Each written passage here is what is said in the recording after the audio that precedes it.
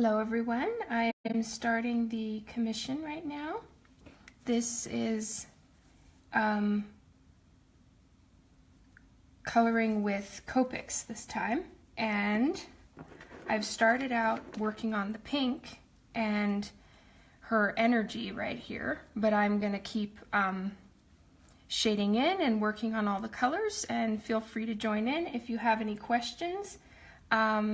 Make sure to post them on the side. With Copic marker, you kind of have to keep going so that it doesn't dry while you're working on it, or then you end up with like watermarks or Copic marks where things start to merge. So I won't be able to look up as much and check the comments, but I'll do my very best. And of course, if you have any questions, please feel free to put them on the side. If I can't get to them while I'm working, I'll answer them when I'm done. So here we go. I've put a couple notes in different places of the colors that I plan to be using. I love my hex chart by Sandy Alnock. This thing is the best. I use it to take a look at if I know what color I need to use, but I don't know which Copic marker color it is. I can check this. So this is all the colors that I have. As you can see, there are many more to get. But for now, at least I know which colors I can use. If it isn't quite perfect, I can choose one that's as close as possible. So that is the hex chart, and I have it in a top loader. So I'm keeping it up in front of me so that I can see what I need. Okie dokie.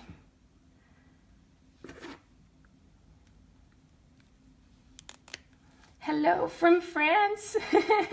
Hi.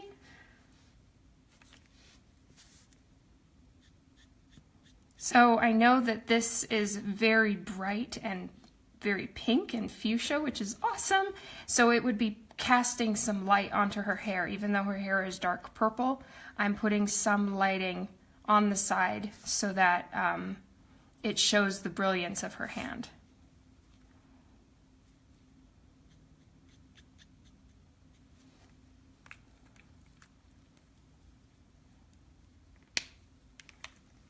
Okay, I think what I'm going to do is I'm going to go on to working on the purple of her outfit, and then I'll go back to adding in pink, and I'll kind of work at the same time with both of them.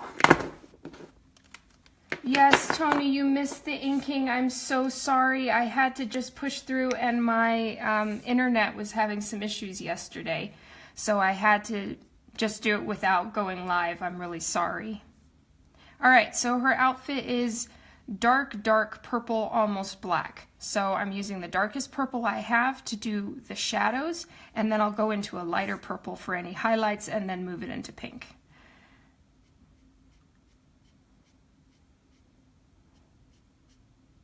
And as always, I have my dab pad for any excess.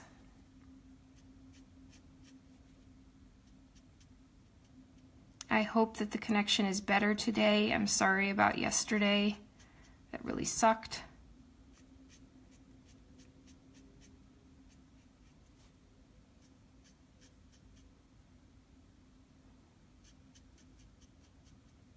So the little stripes that go down, those are in fuchsia. So I need to make sure I leave those blank and don't color them in, or I will have a problem afterwards trying to put in the pink on top. Once you put down a darker color with Copic, it's pretty hard to lighten it afterwards.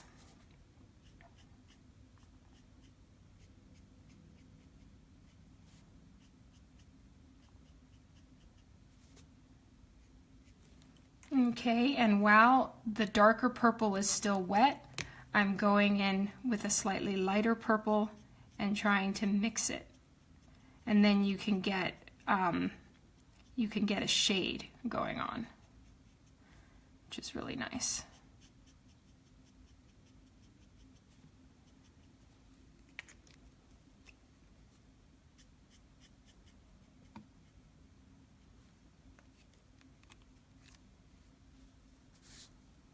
If anybody has any questions regarding Copic, please feel free to jump in, or any other questions. Otherwise, I'll just be coloring away.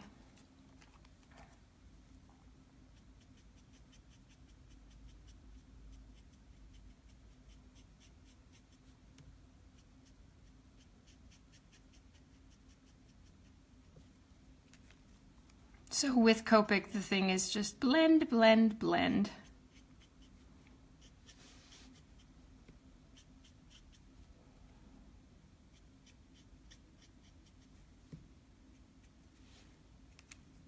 Hi, Scott.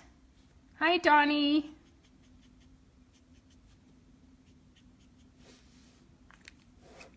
Okay, now I'm going to move on to the other part of her neck.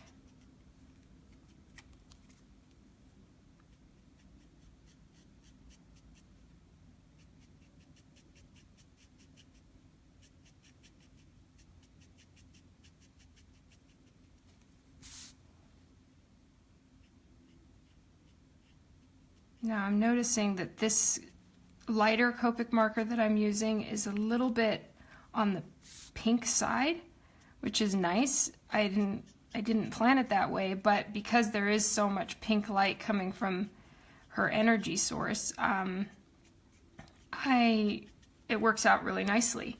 But I may need to add another purple for some of the parts that wouldn't be facing the pink. So I'm going to check if there's another purple I have that isn't quite as pink. I might try the 15 or B11, so I'm going to grab those two and give them a try. The 15 and BV11. So I've chosen these two, and I'll try them as well.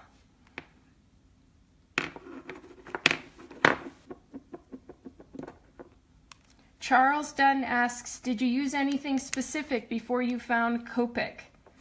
And hi to you too, Charles. I'm so glad you could make it. I didn't use anything specific before I found Copic. I really wasn't doing any commissions before I started working with Copic. So it was, at the time, all very new to me, and at least there was Copic to be found and used.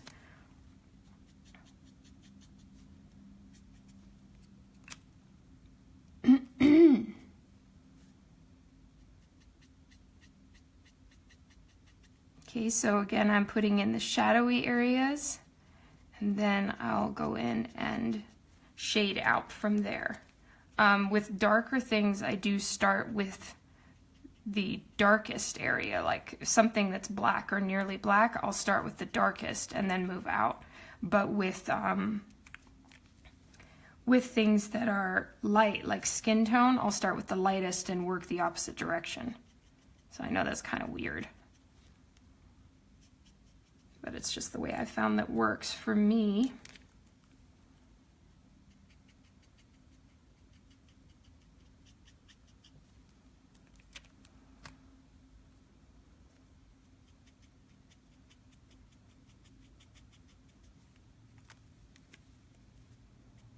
I don't actually have a very good or full selection of purples. That's the one thing I've struggled with, is trying to find the right purples in Copic. So this is going to be a little bit more challenging, but I'm excited.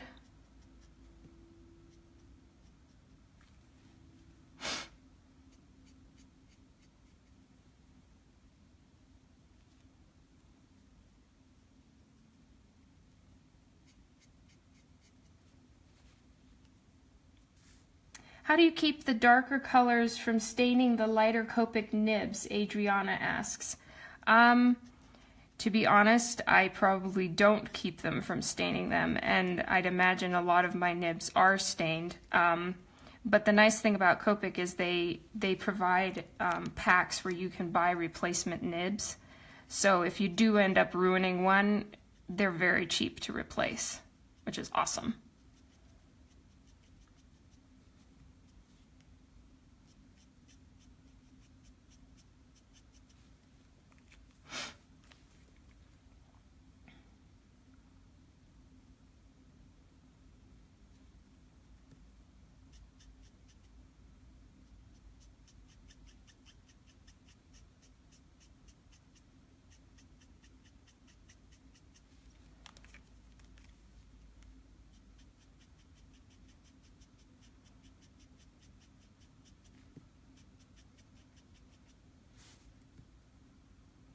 Michael Gaines asks, wouldn't that section be a lot brighter with her plasma lighting up? You know what? Possibly so.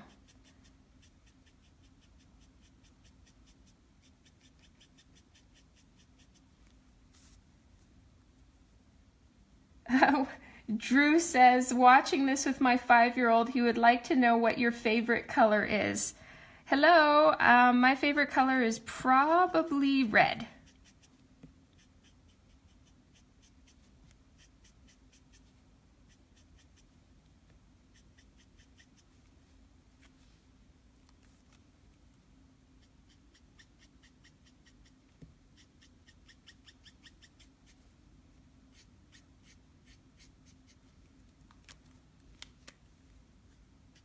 Okay, so then I'm just blending the two, and with Copic I work in smaller sections because once it dries then there's really nothing you can do about it. So that's why I'm kind of just taking it a little bit at a time.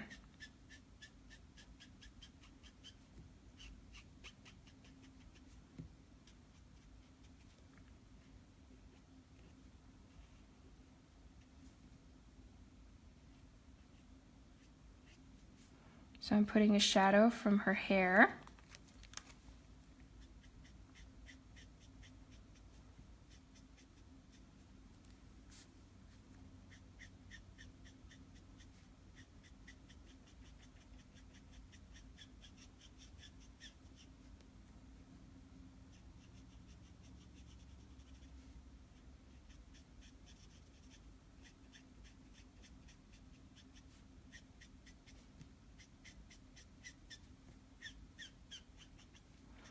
You're going to be hearing lots of squeaking from the marker. Robert asks, what artist inspired you? Inspired you. I would have to say, for starters, I was first introduced to comics by seeing Gen 13. And so I was an instant fan of J. Scott Campbell, whose art is so inspiring. I love it so very much. And then from there I started finding other artists like Mike Turner and Mark Silvestri and all the Top Cow people. And then of course now there are so many artists I follow whose work is amazing. Ebass's work is beyond amazing. There's so many people who have put so much time and effort into their craft and have so much imagination and inspiration, and I have a massive amount of respect for them.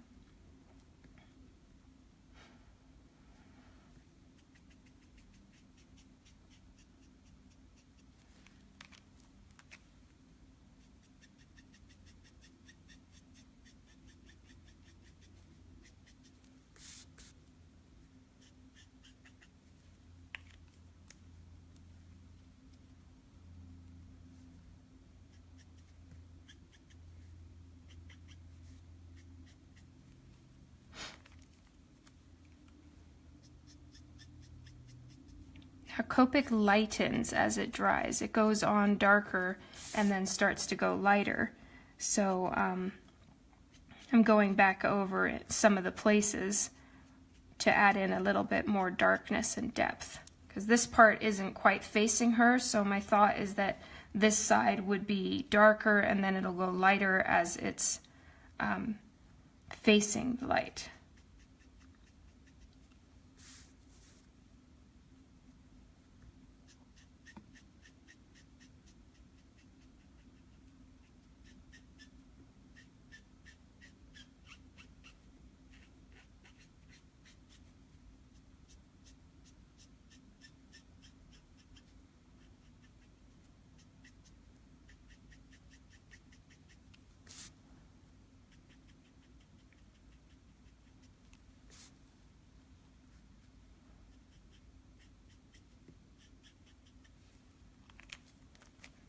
So the way I hold the Copics is they're all in my hand, resting in their lids. So it gets my hand really dirty, but it's a way that I can switch between markers quickly without having to take the lid off every single time, but then at least they're still covered and I'm just holding them in my hand. It's a trick I learned from eBass, and it is a game changer on being able to switch and blend quickly without any issues of things drying or not finding the right marker. I'm holding them all in my hand.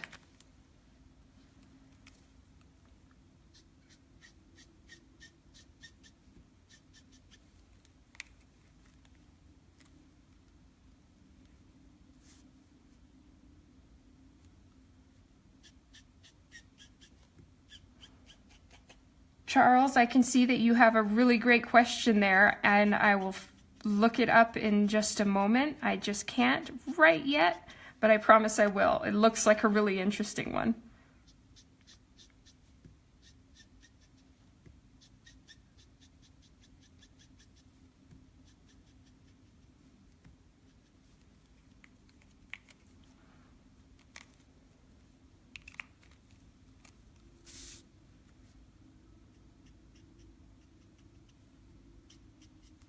So I'm going back into the center of the darker spots and putting in a bit more.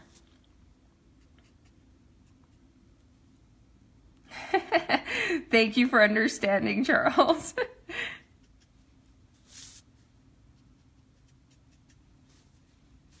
Hi, Dean.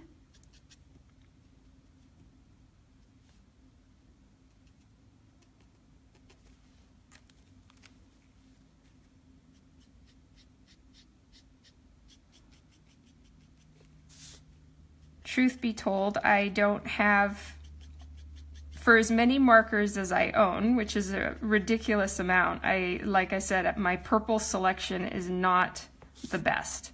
So I'm having to blend with 2 colors instead of 3, and I prefer to do a light, a dark, and then a light, a medium, and a dark. But right now I have 2 lights and 1 dark, and so the blending is a little bit more challenging than normal.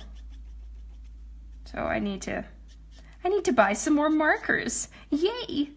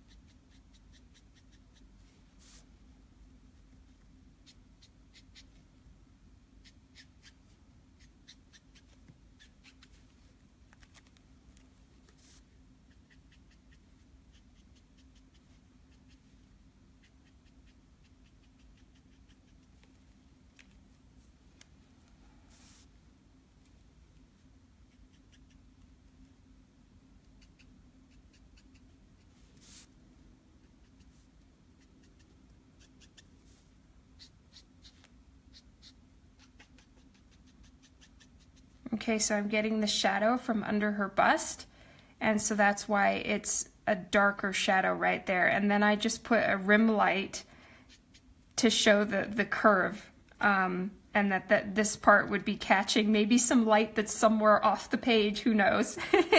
And then it's showing the curve around. And that's why I have a shadow here, a rim light there, and then another shadow right here, because the light source, the main light source, is coming this way.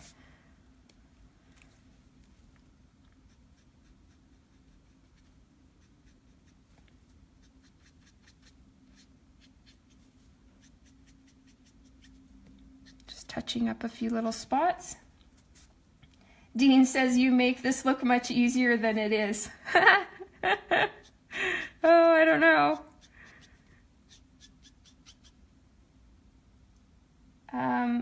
Okay, I'm trying to see if I've missed any questions. Charles, I promise I will answer you. I promise, I promise. And yes, Dan, more Copics. Must have more Copics.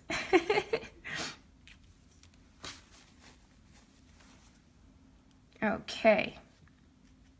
So there should be a little bit more shadow here by her hand.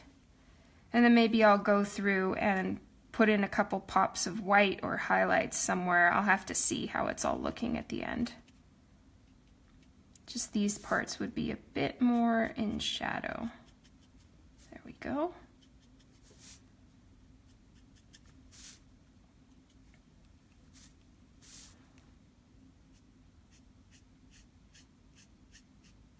And I know for sure that under her bust right here, I want to be dark. Because again, it's not facing any light.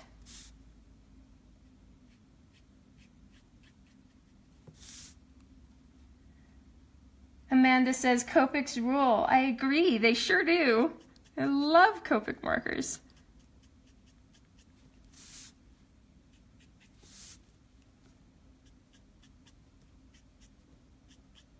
And then this is the portion in between her rib cage. So that's why it's going to be indented a little bit.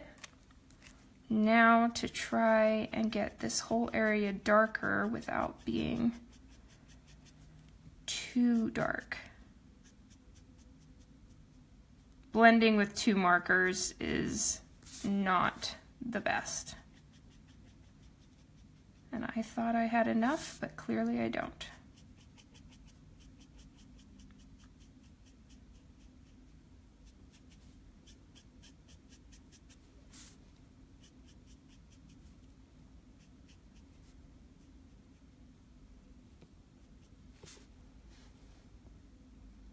Hi Josh, thank you.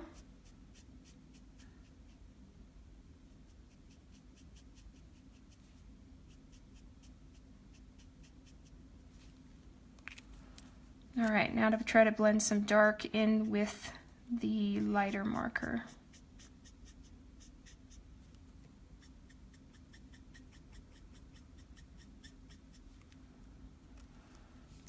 So what I'm doing is I'm trying to grab some of the dark and pull it with me, like that.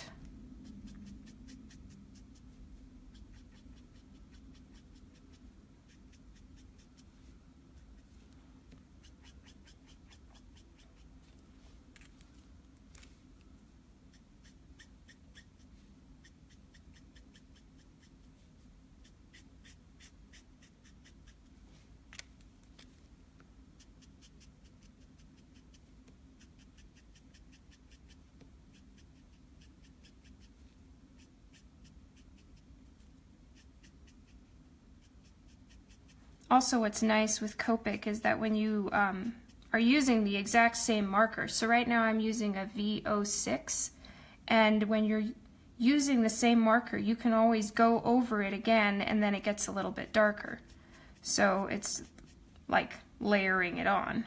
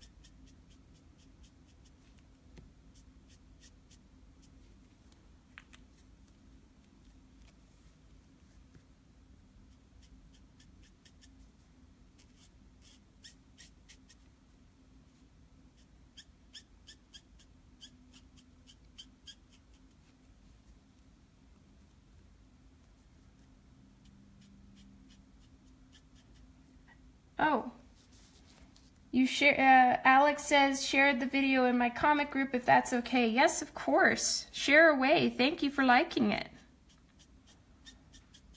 I hope it's of interest to somebody, and thank you all for being here. It's so nice of you.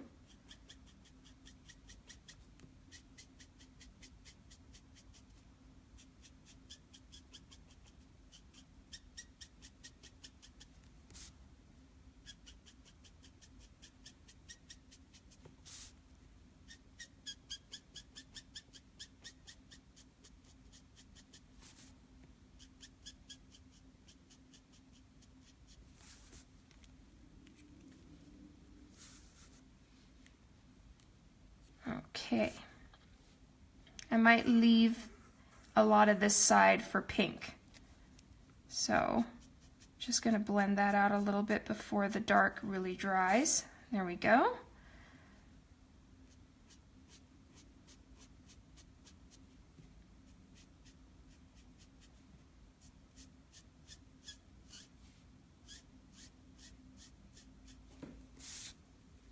Now this is a big portion to try to fill in with Copic all in one shot, because the Copic tends to dry. But I'm going to give it my best shot here. And I might actually start blending in some pink. Yay!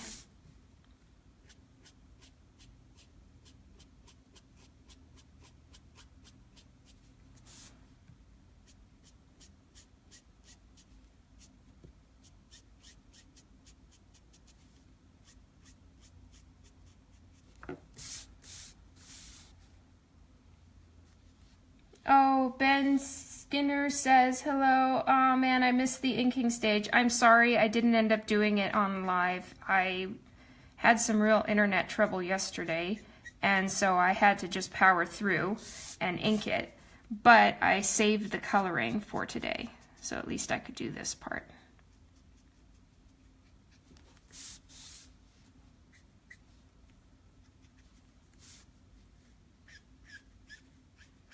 And I turn the page a lot so that things go with like the motion of my hand.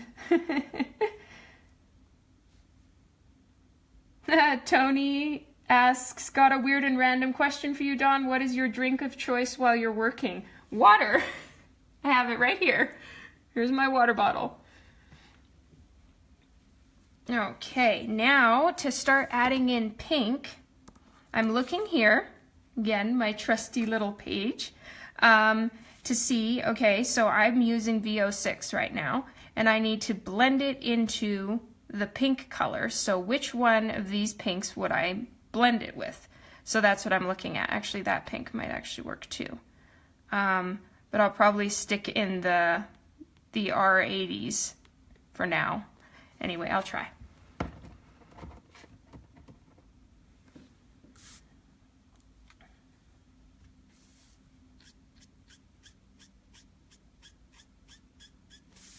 It's starting to dry, oh no.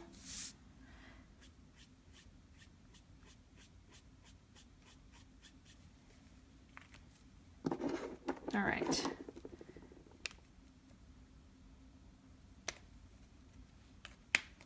I'm just testing markers to see which one I should use.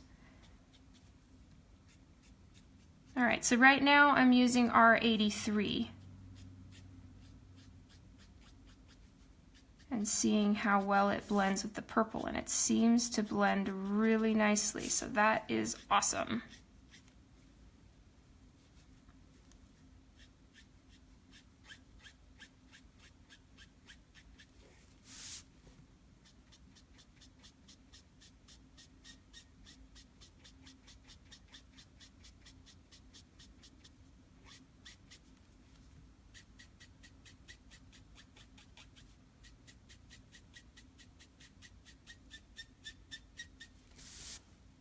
Okay, now I'm going to take the purple that I was using and blend that in over the pink, and I'll just go back and forth until they merge nicely.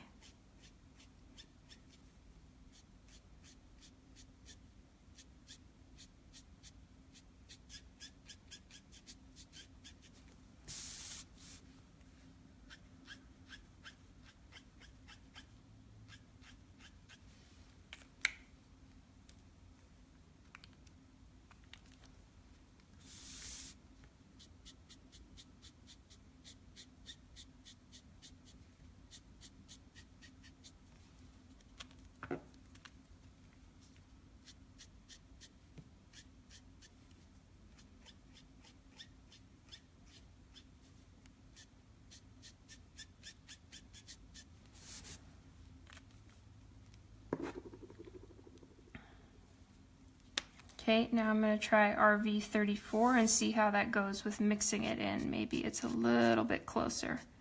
in color to the purple so that I can blend it properly. And my hand's starting to get full.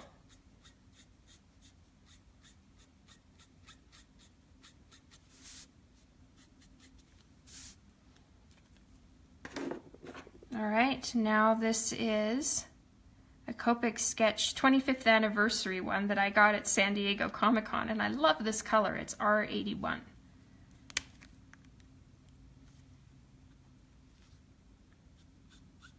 And it's just a little bit, excuse me, a little bit lighter.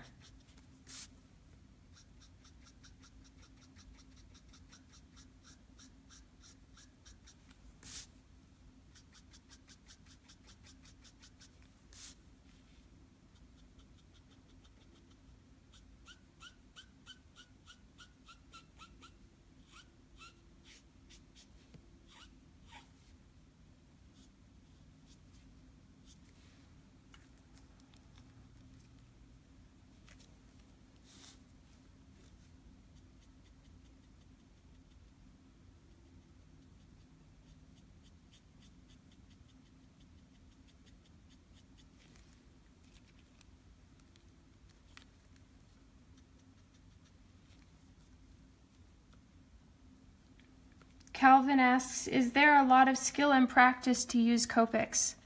A little bit. It just takes a little while to get used to them as far as blending and what colors work well together.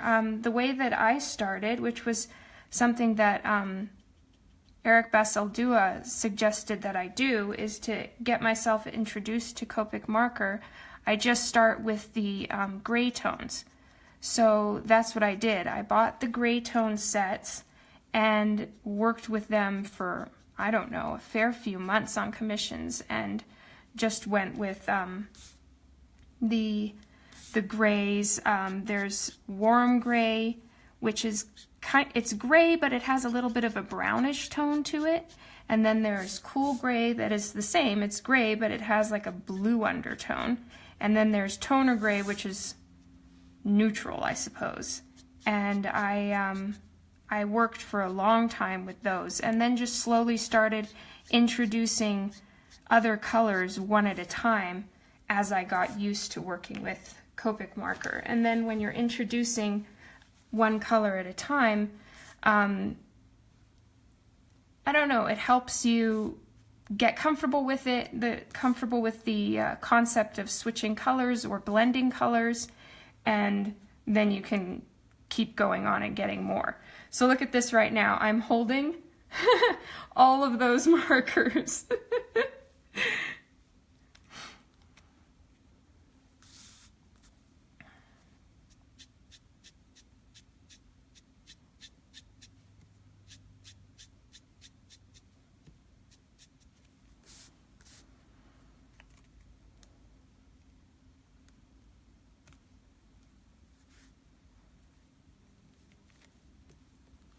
Okay, so this would be another spot that would be catching the light.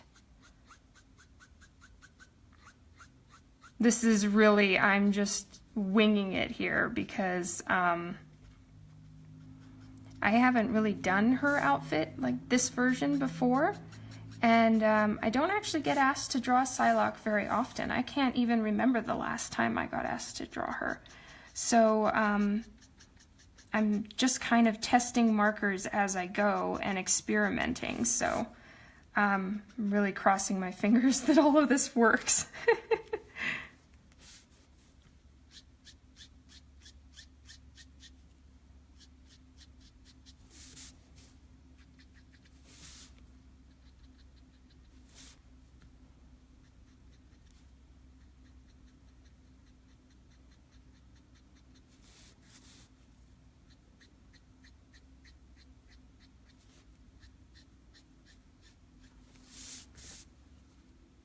So I know that this part of the fold in between her bust would be in shadow a little bit. So I'm making that darker purple, and then I just need to blend out with everything.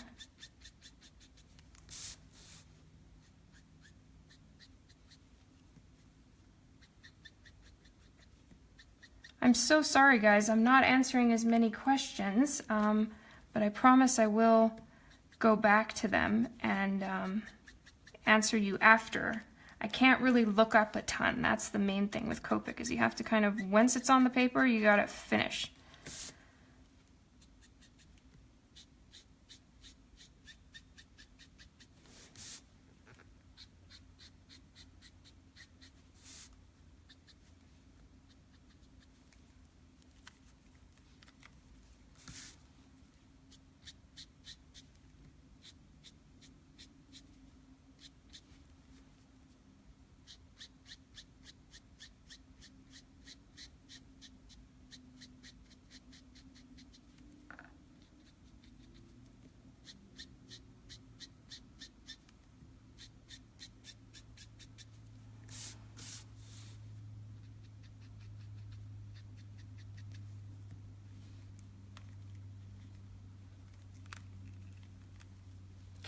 I know that I'm not using this V15 right now, so I'm actually going to put it down so that I can free my hand a tiny bit here.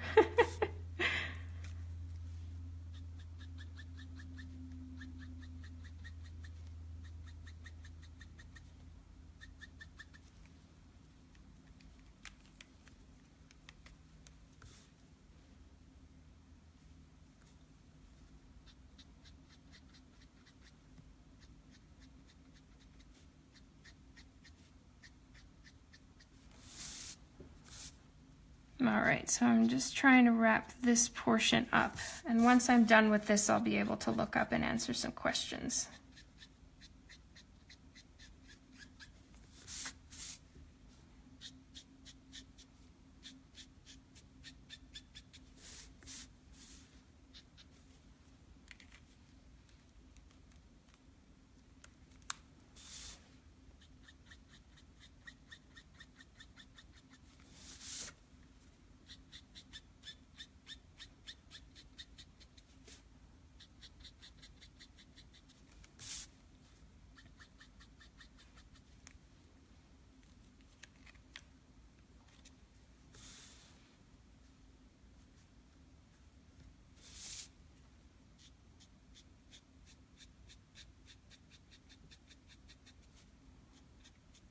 Okay, so now here it would dip in again. So I'm going to try mixing that portion down and blend it out again.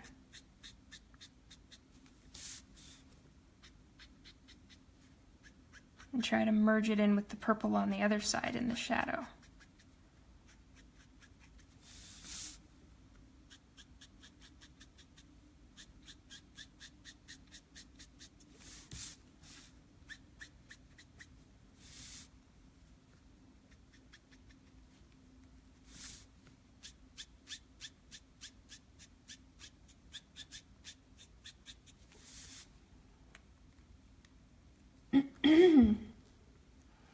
Brenda asks, are Copics your favorite, or do you use others? Yes, Copics are my favorite. They're the ones that I am working with at the moment, and I really do enjoy working with them. And I've been slowly building a collection of Copics over the last 6 years, slowly adding colors here and there and refills and all of that. So changing to a different brand would be somewhat difficult and very expensive. So that's why I'm sticking with what I've got, and I love them. They work great. There's always new things to learn too with Copics. It's like a challenge always to figure them out and get them working correctly for you and doing what you would like.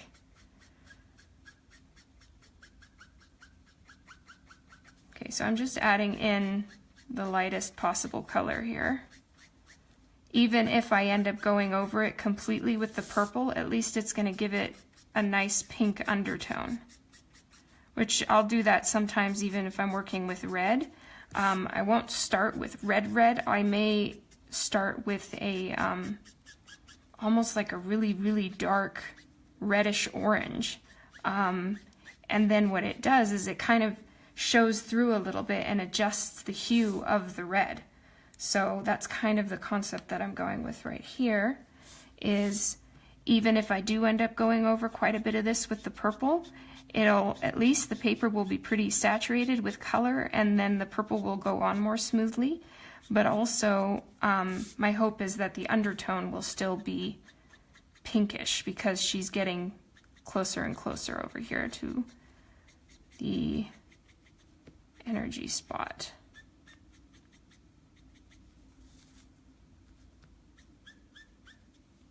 Andrew says, "Hi Dawn, these are awesome. Thanks for starting them." Oh, well, thank you for following along. I'm having a lot of fun doing this, and I hope to do it more often.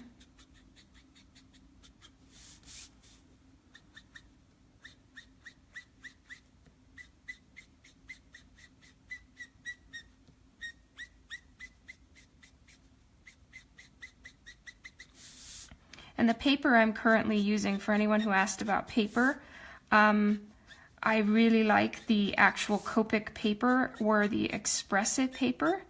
Both of those take Copics amazingly well. This paper that I'm using at the moment, though, is by my local printer, so I don't really know which pad it would be in, but the paper's called Cougar Super Smooth.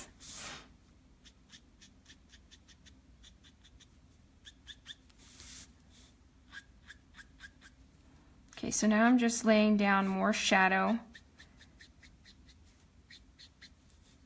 and then I'm going to need to, of course, add in more purple.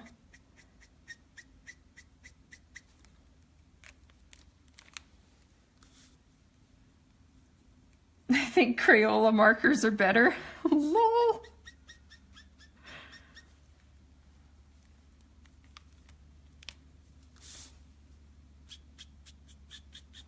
All right, right now, guys, I am really just experimenting. So I hope you can forgive all the switching around and the adjustments in markers. This purple to pink is very new to me, so I'm not entirely even sure what I'm doing.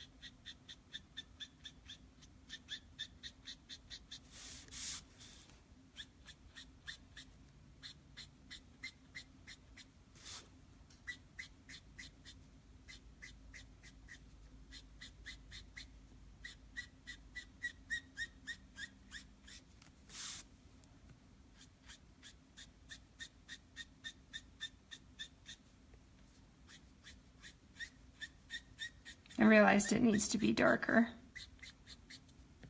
so I'm going over it.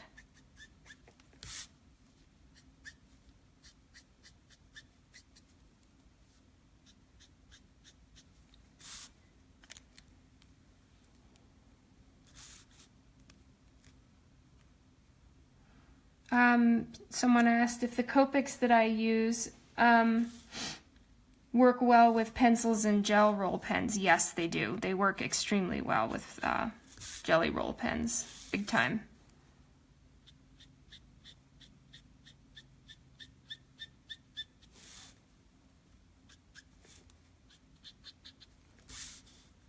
and I use some Caran d'Ache, I don't know if I'm pronouncing that correctly, but I use those colored pencils, and they're the aquarelle ones, so they can work like watercolor. And the nice thing about those is that sometimes I'll even blend the colored pencil with the Copic marker, because they can kind of work together. And then, or the nice thing about it is that if I'm working on something and I think I'm finished, and I'll add some blush or something onto the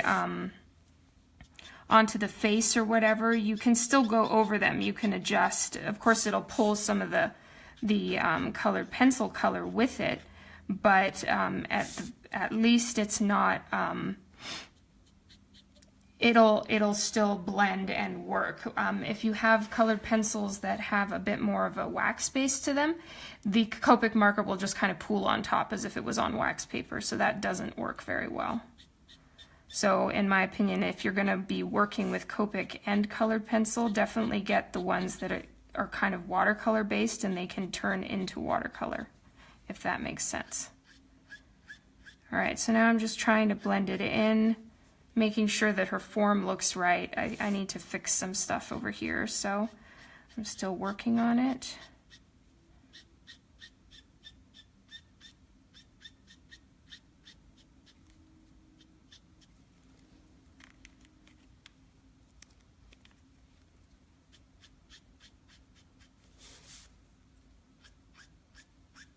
Copic marker in these bigger areas, it's all about blend, blend, blend.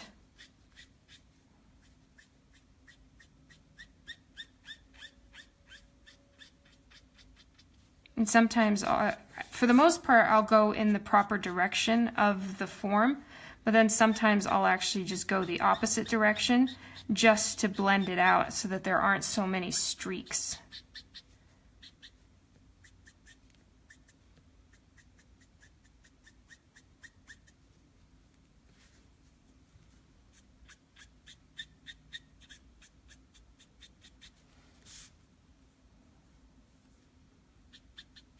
So I'm noticing some streaks, so I'm just working on all of those. Calvin asks, what paper do you use regularly? I use a paper that I get from my local printer. It's called Cougar Super Smooth, and that's what I use most often. And yes, Charles, squeak, squeak, squeak. Lots and lots of it. Sorry about that. I hope it's not like nails on a chalkboard for anybody.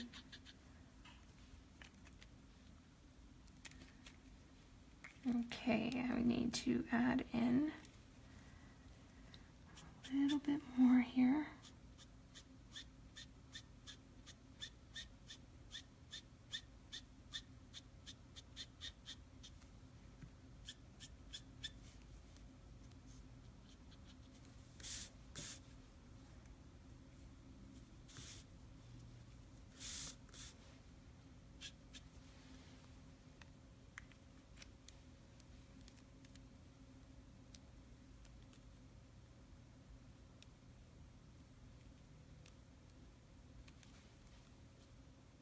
Alright, so now I'm going to try adding in some darker areas to help it blend with the rest of her outfit.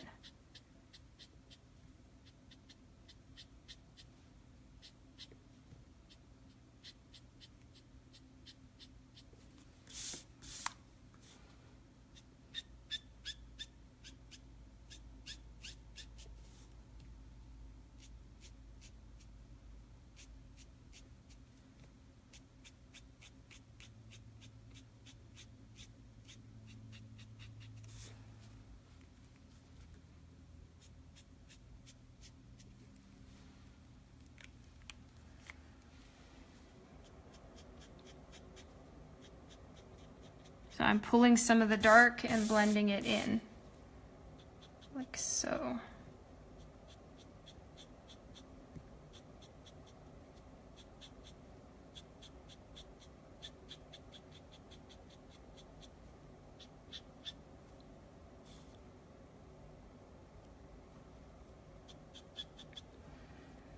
Mike asks, how does my paper take so much color without looking muddy? I really hunted around for the right kind of paper. That's why sometimes blanks are very difficult to work on, because sometimes the paper just doesn't take Copic very nicely.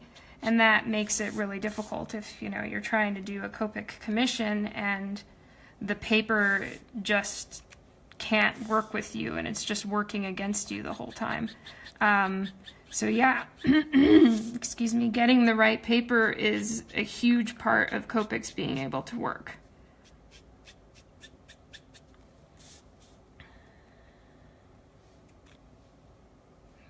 Okay, need to add in a little bit more shadow in places.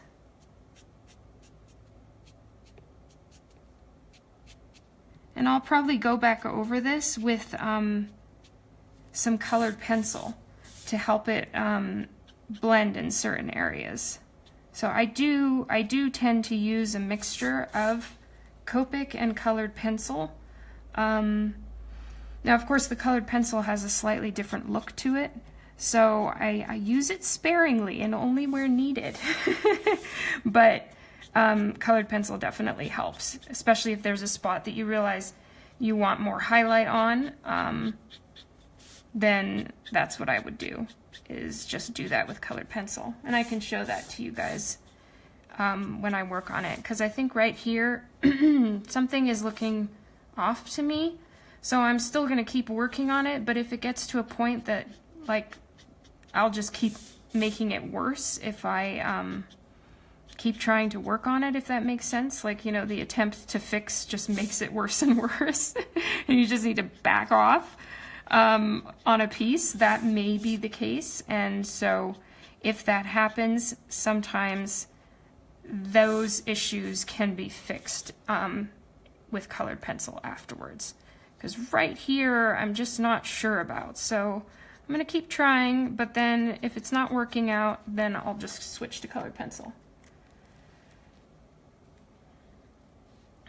Okay, I do not need this lighter color.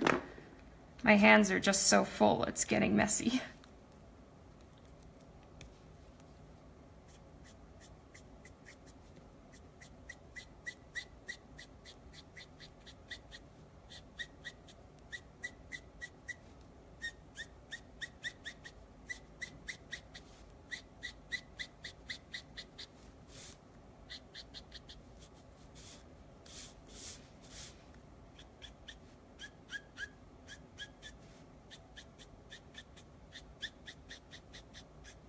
So now I'm taking some of the pink over the purple to blend it even more, and also to just have that pink hue going all along.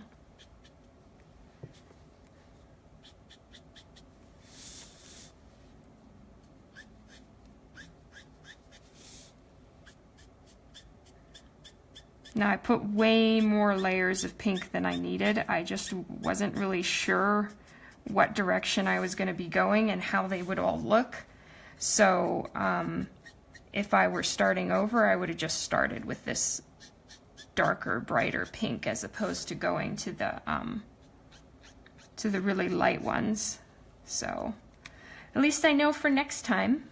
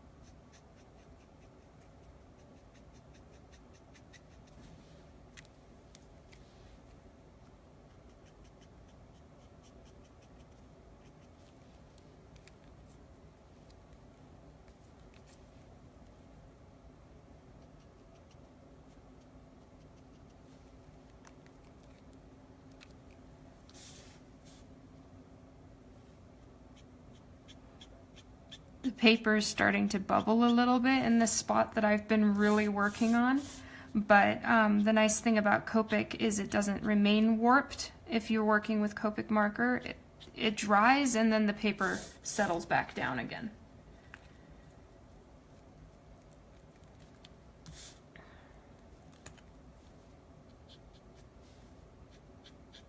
I'm going to try adding in a little bit of this pink color over here too so that they all blend properly.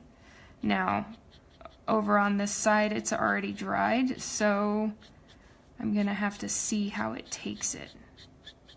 But hopefully it'll help everything sort of merge together a little bit.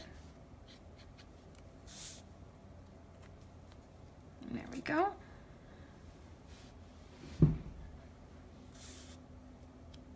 Yep, the paper's got a little bump to it, but that'll dry and then everything will be fine.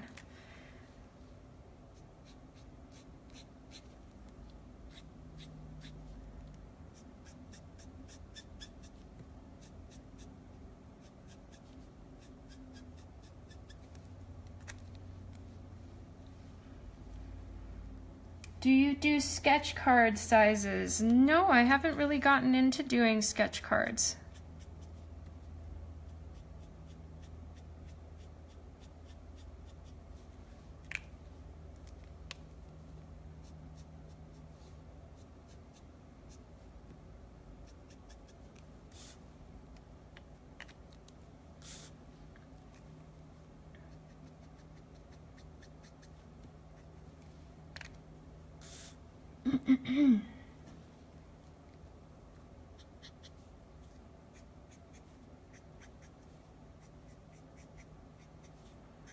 Again, just going around and adding in a bit more of the pink.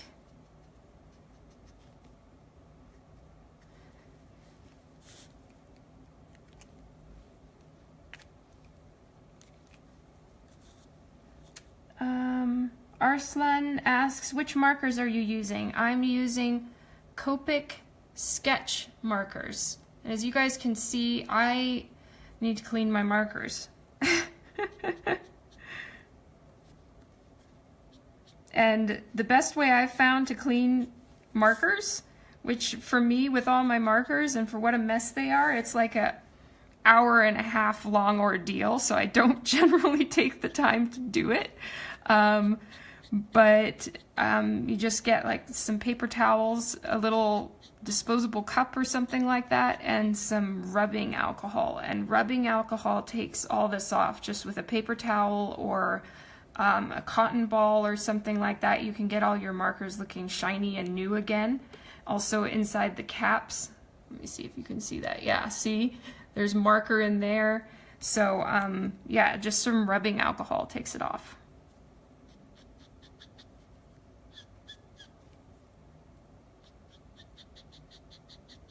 So as you guys can see, I've been kind of experimenting and figuring out her colors as I go. With some commissions, like say Harley for instance, I get the opportunity, which is awesome, to draw her a lot. And so I'm familiar with the markers, I know what colors to use, everything is pretty easy and set up for me because I've had a lot of practice with her. With Psylocke, I haven't, so I'm sort of figuring it out on the fly.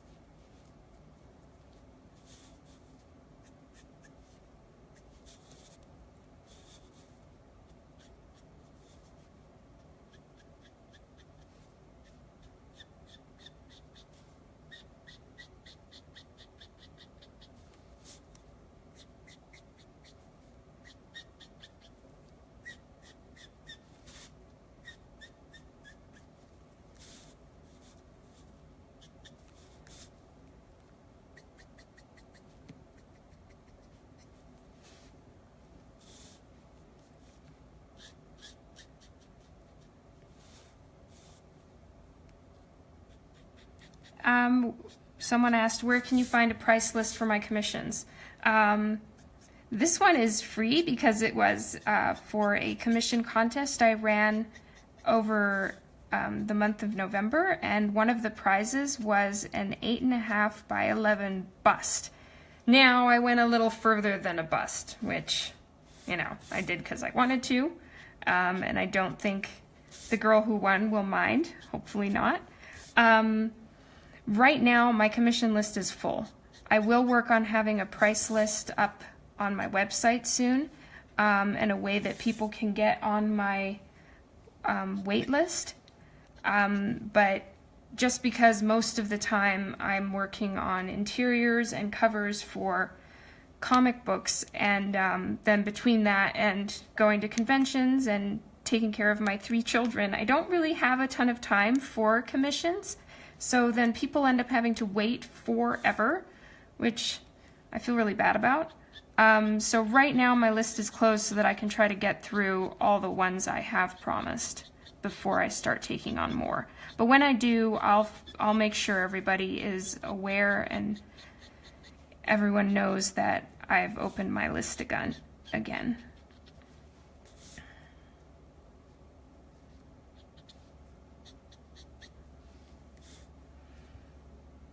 Oh, hey, David Balance. How are you?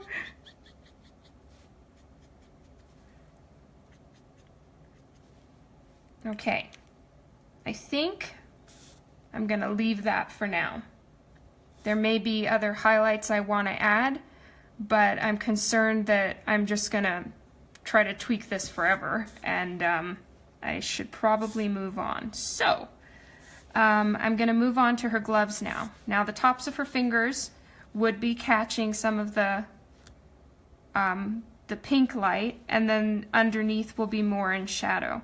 So I'm going to start with putting pink actually over the whole thing so that it has the same hue as the rest, since it's a real pink-centered piece, which is so fun. Oh, sorry, Robert Welch. He says, I'm new to Copic markers. Do you ever get used to the squeaky sound? Sometimes it's like scratching a chalkboard.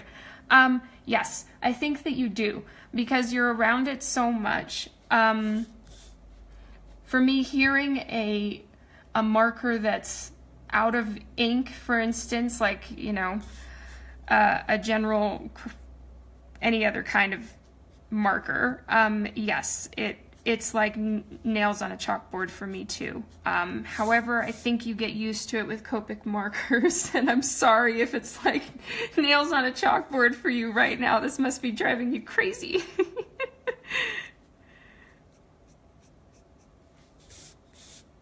Okay, so I'm just doing the tops of her fingers that catch the light. And then I'm going a little further than what would technically be catching the light, just so that it kind of blends into the rest of her outfit.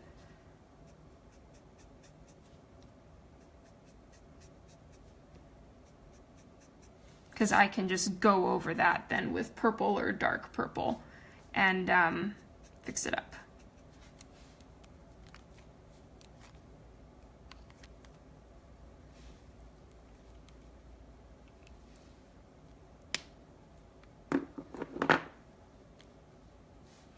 Okay, so right now these are the markers that I'm working with. RV34 for the pinks, and VO6 for the mid-tone, and VO9 for the dark. Now, I basically figured this out with all the other markers I showed you, so it's like trial and error, and I've been trying to see how they all mix and stuff and figuring it out on the fly. So thank you for bearing with me.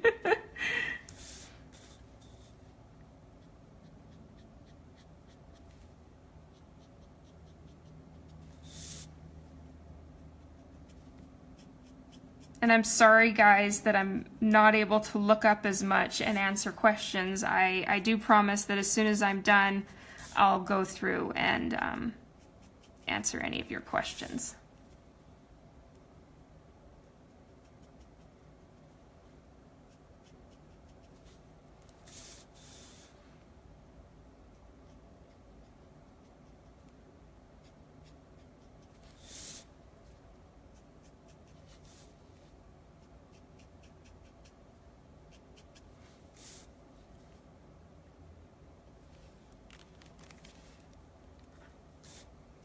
Again, here's my dab pad for checking to make sure the marker isn't too full. When I was working on silk over the weekend, I posted and showed how a marker drips, and if you overfill the marker, the ink can pour out through the nib and glob somewhere on your page. And I tend to overfill my markers, which is not the best idea because it's super dangerous for your piece, and it's just a weird habit I have of just going until it's dripping out the other end when you refill the marker, and that's not the best way to do it. I should almost err on the side of caution a little bit more and fill them less full, because there's nothing wrong with refilling it again. I just want the marker to last as long as possible while I'm working on it so I don't have to stop, and that's just laziness, I guess. And then I overfill the marker and then have the potential of a disaster while I'm working on it, which is really not wise.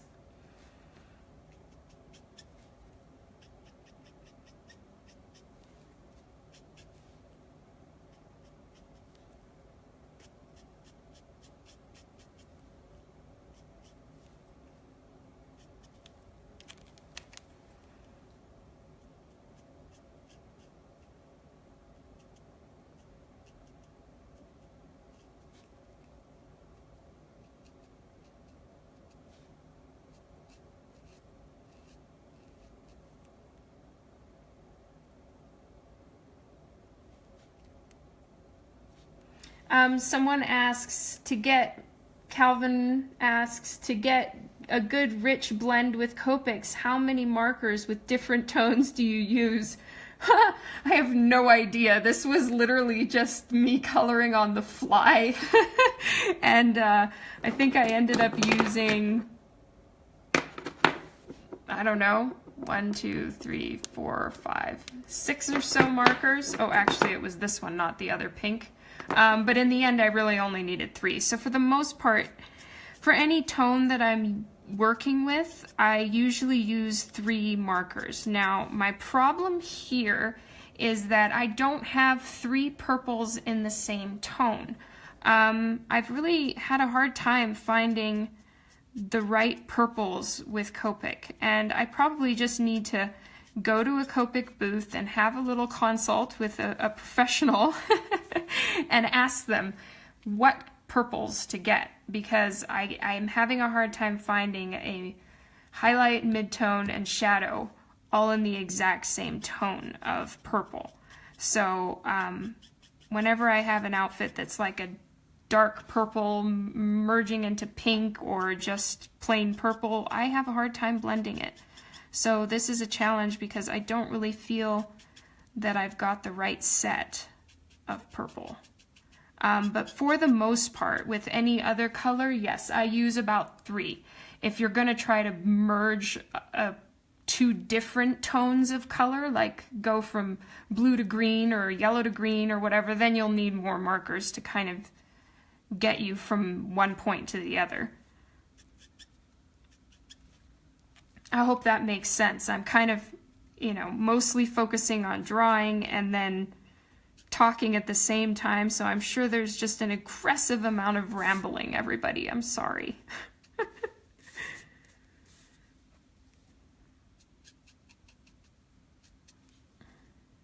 So in some of these places, once I'm done blending it, I'll go over it with like either colored pencil or maybe a gel liner. The gel multi-liners. No, they're not gel multi-liners. They're gel pens. So I'll show you these things. Jelly rolls. That's the name. And I have a little collection of them on my desk.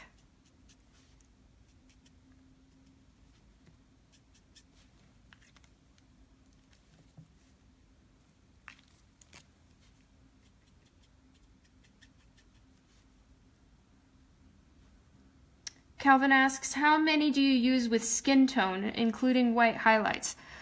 For the white highlights, I just leave the paper white and then go around where I want it to be a highlight.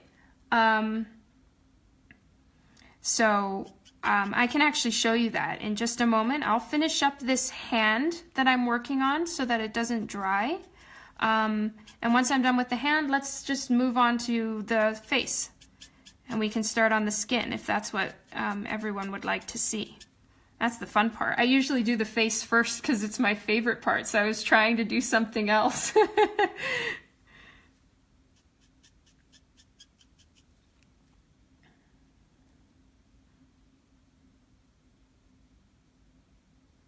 Oh, okay. John says that the skin tone that I do is either caramel toned, pink, or too light. Then I get scared to mess it up further. I know skin tone is definitely a challenging part. But if you guys are going to be around for a little while longer, I'll show you at least what I do with skin tone.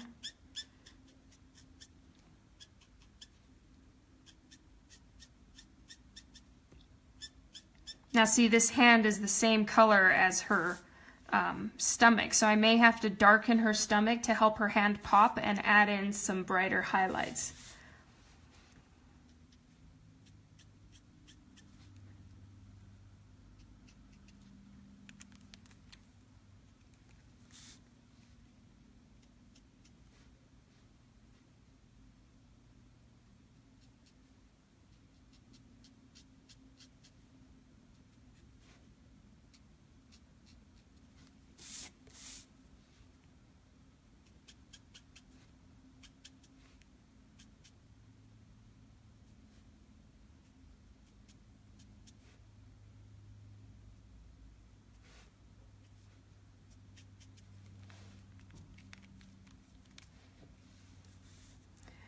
Pedro asks, the drawing was done with which kind of pen? I used just hold please, I'll get it for you. I used mostly this.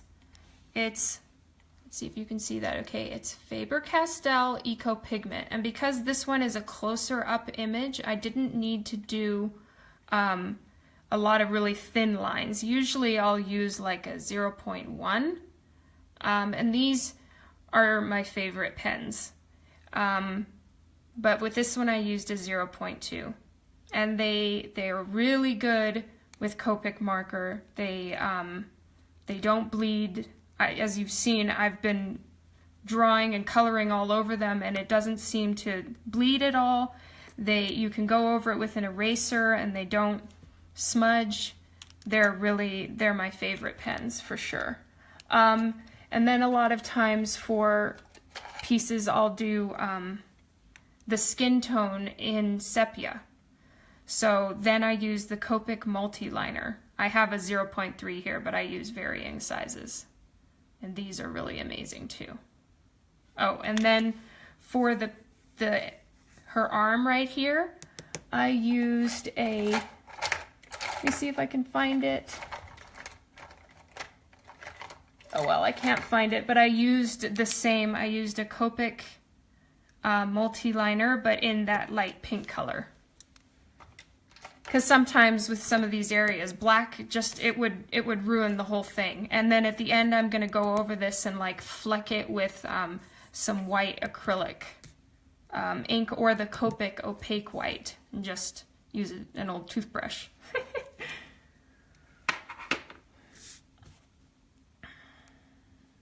Okay, so as you guys can see, I'm almost done with this hand.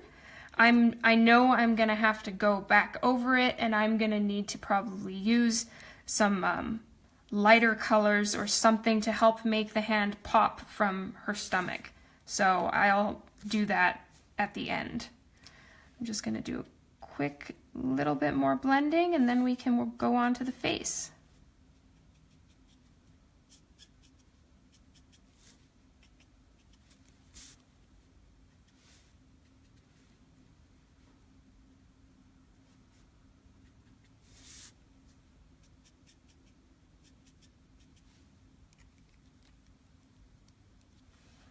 Okay, so we're going to take a pause on the purple. And these were all the markers I was working with. in various bits and pieces. Now that we're going to go on to the skin, I'm going to use her shoulder as my test spot for the skin before I go on to her face.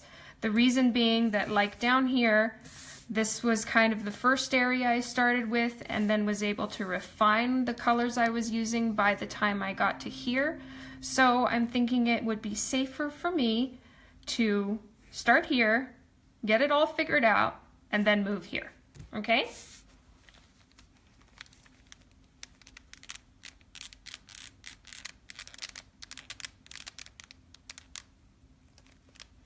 Okay.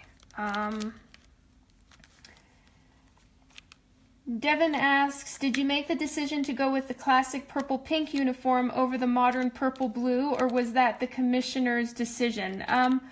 I decided that just because I really like the pink, you know, with the fuchsia sash, and so that's what I'm going for here. And it has the lighter purple design on the side of her arm and the pink or fuchsia design that goes down here. I saw a couple comics where she had that particular outfit, and that's what I would like to do here, just out of personal preference because I very much enjoy fuchsia. Okay, so I'm going to put some of these markers, no, actually I'm not going to put them away because I don't want to forget which ones I was using. But I will grab some of the pinks that I was using for here so that I can blend them into the skin. And now I'm going to get my skin tones. Sorry everyone that my hand was in your way.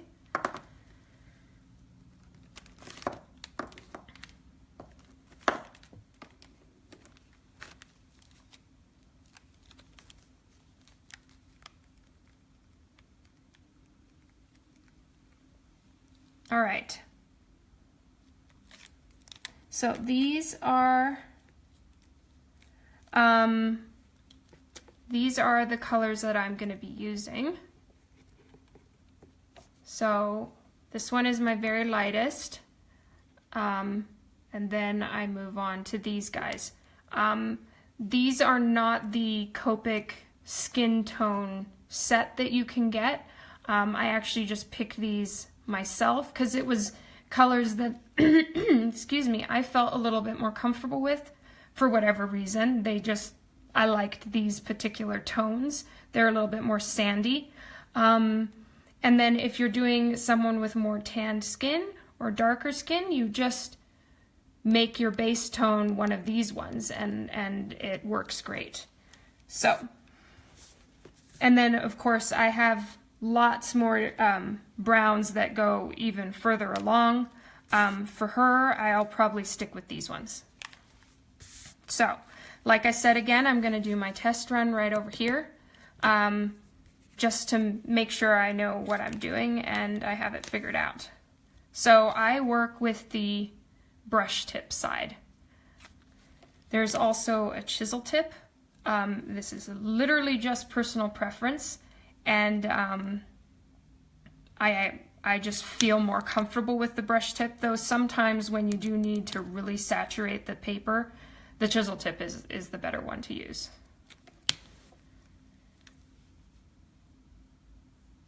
Oh yeah, John Dixon. I also bought the E11 range. See, I have them all here. They're great, but they are a little too pink or salmon colored for me. I didn't feel comfortable with them.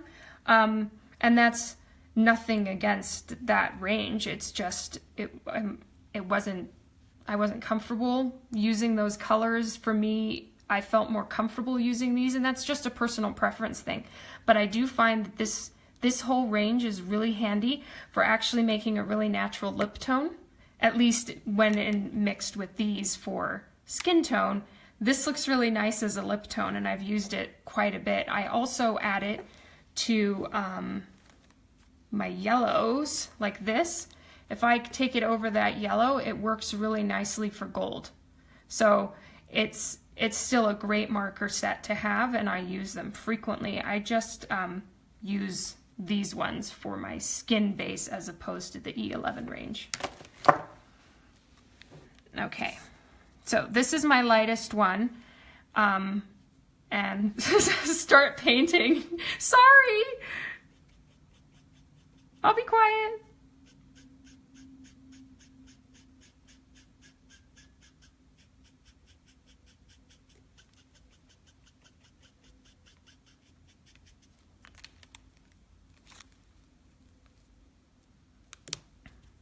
Okay, so now this is the darker of the skin tones. Now bear in mind with Copic markers, they go on dark and then they lighten as they dry.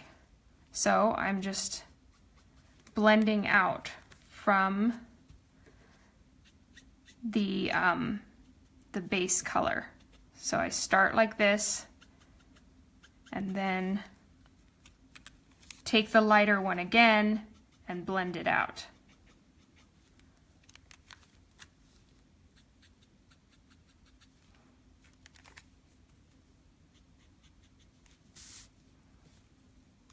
Okay, and then I need to blend the pink a little bit. So, there we go.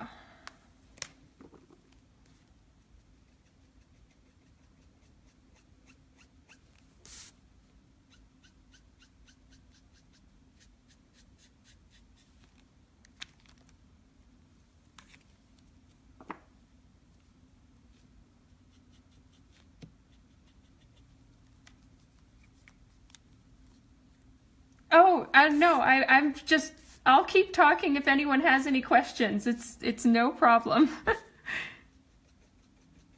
I should have been coloring while I was talking. I was just talking, so I can see how that would be a little bit annoying. All right, so right here, I may put a highlight. I'll just have to see, and I'll do that with colored pencil at the end. So sometimes I do it straight up and I just leave it white on the paper itself and use the paper as the highlight, and other times I won't. Okay, so now I'm gonna move to her neck. Now I know it looks like I'm dancing around the issue, but I'm just trying to get comfortable with her skin and adding pink in. And I'd rather do all of those tests not on the face.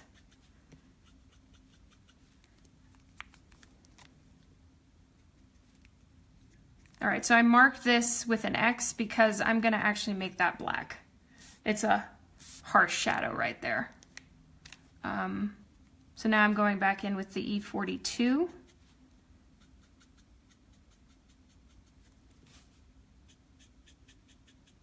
Because her jaw would be casting quite a shadow right back there. And again, blending it with the E41.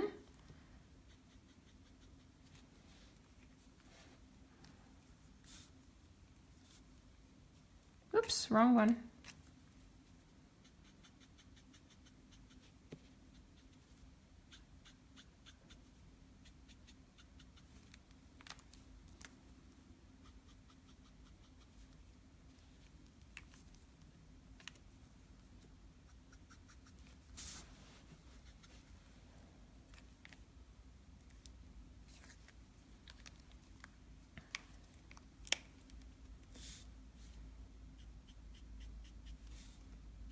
This is the E31.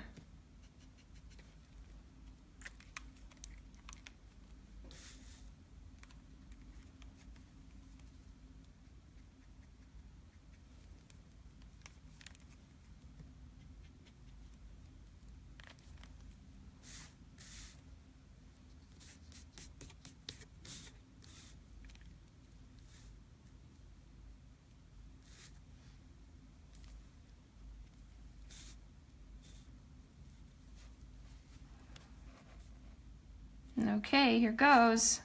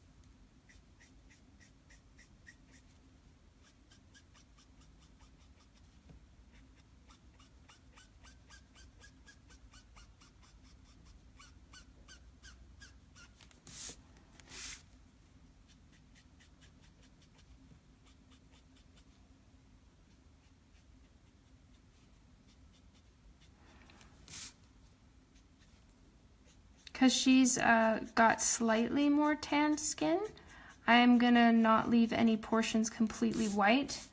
Now, right now, I'm just going over to try to get the base blended as much as possible so that there aren't any streaks or weird spots. I do still try to avoid all the black, you know, like her eyelashes. I still won't like color directly over them if I can help it, just so that I don't accidentally pull some of the black with. And so once I have this all filled in, and I won't be able to look up right now for questions, only because then I could run the risk of something drying and then we'd have some weird marks on her face. So now that it's pretty much colored in, I'm going to start going around and putting in the basic areas where I want shadows to be. So like right here, there would be a little bit from her nose, under her nose, there, a little bit in between the Cupid's bow, and then just blending them out a little bit. Right here, and then of course her cheekbones.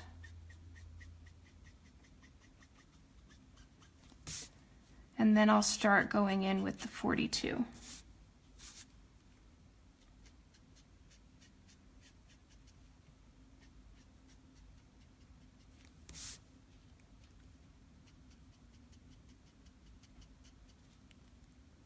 So right now, again, I'm using E41, which is just the skin tone colors I personally use. That doesn't mean they're the ones you have to use. A lot of these things are just personal preference, and I find that that range works a lot better for me, but that doesn't mean it has to work for you. And it's always, anything I say here is literally just my opinion. Feel free to always make your own. All right, so now I'm switching to E42.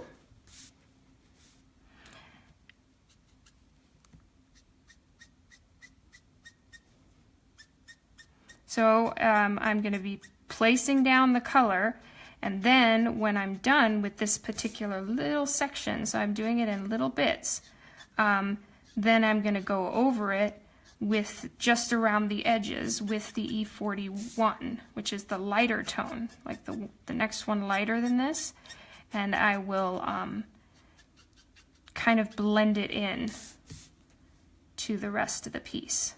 So like, you know, she's got these pretty harsh shadows at the moment, but I'm going to be softening them in just a minute. You'll see. So I'm kind of pulling the marker up as I am going towards the lighter sections, and that's to sort of help it also put down less color, so that when I go to blend it right now with the E41, it should blend out a little bit and soften into the rest of her skin. So I'm not going all the way in to the darker areas, I'm just going slightly like that. And then sometimes I'll go back over it again to reblend it some more. I'm just trying to show her cheekbones.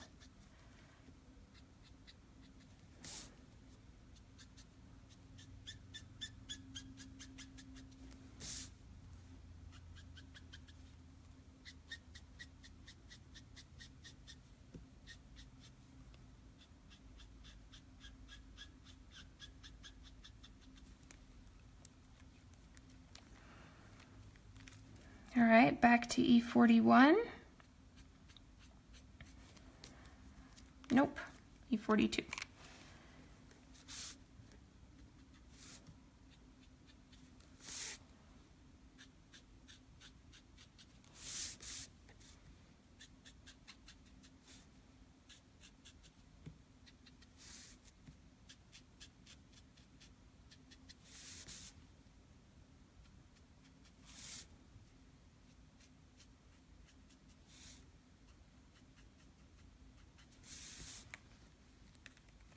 Okay, now she looks a little bit like a raccoon, Don't worry, I'm gonna be blending it now.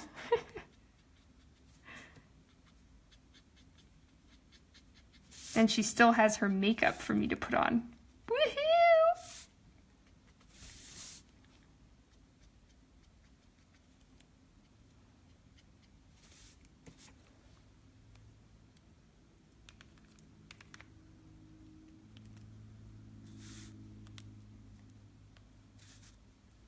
Okay.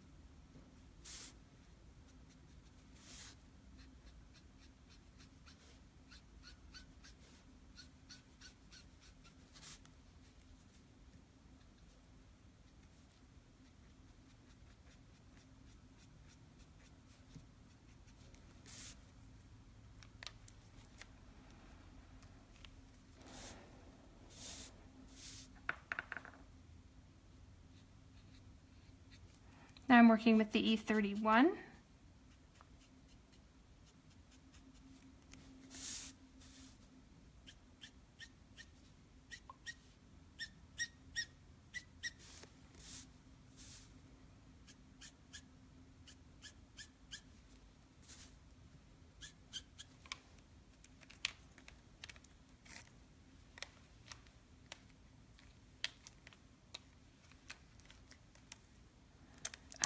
I saw someone's asking, what kind of paper are you using? I'm using Cougar Super Smooth 100-pound cover paper is what it's called. And I'm sorry guys that I'm not looking up. I'm definitely not trying to ignore you. There's just certain times where you have to move fast, and this is a big area of the paper that's all her skin, and if I allow it to dry, I've really got a problem because then it starts to make little marks everywhere where I try to keep blending. So you just have to blend it out real fast.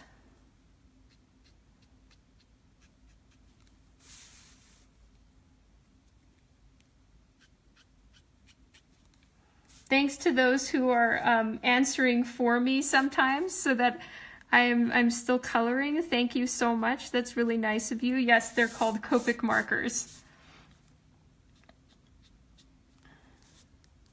Thank you. Thanks to those who have said it's looking good and things are going well. I appreciate that.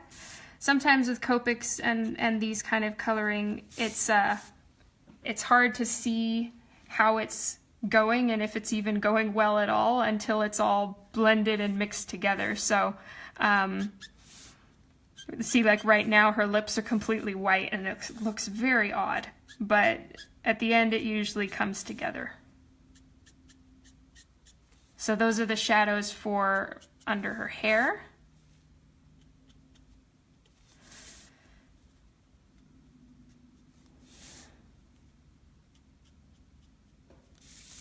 Giving her a little bit of eyeshadow. And pink time.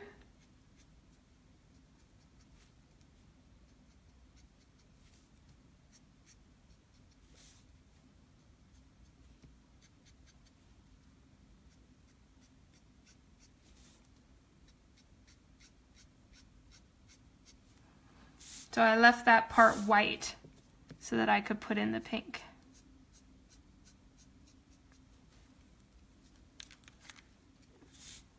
And I'm going to just try blending it in a tiny bit with the E41. I'm sorry, the marker squeak gives you the chills. I'm so very sorry. It takes a little while to get used to, it really does.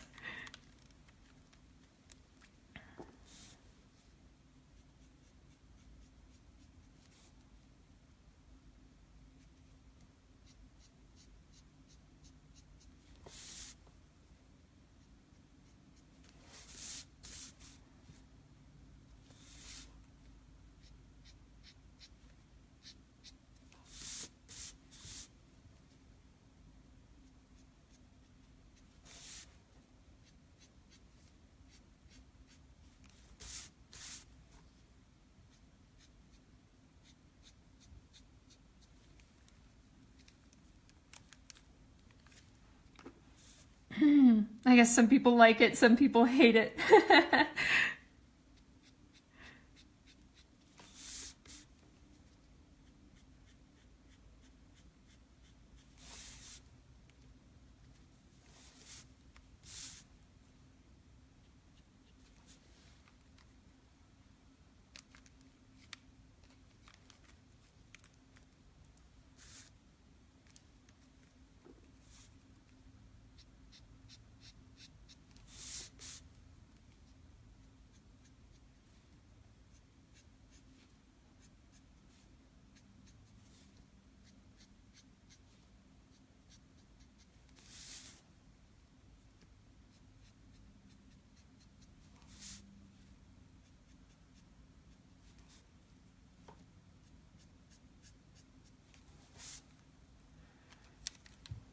Okay, now I need to color her lips. And I've seen her with dark purple lips or natural toned lips, pink lips, so I'm trying to decide. So maybe instead of working on the lips right now, I will work on her hair. Also, here, I'll show you. I'm gonna add in some makeup color with purple. Okay, purple it is. All right, I'm gonna add in some makeup, and I'm gonna do that. I'm gonna be adding in some color to her face with colored pencil, and these are the colored pencils that I use. They are Museum Aquarelle colored pencils made by Caran d'Ache. And you can go over them again with Copic marker. So that's what's really nice about them, is if you decide you have some more work to do, you can go ahead and add them in, add the Copic in on top. Or you can even add these in while the Copic is still wet, and they can kind of mix with it, which is really cool.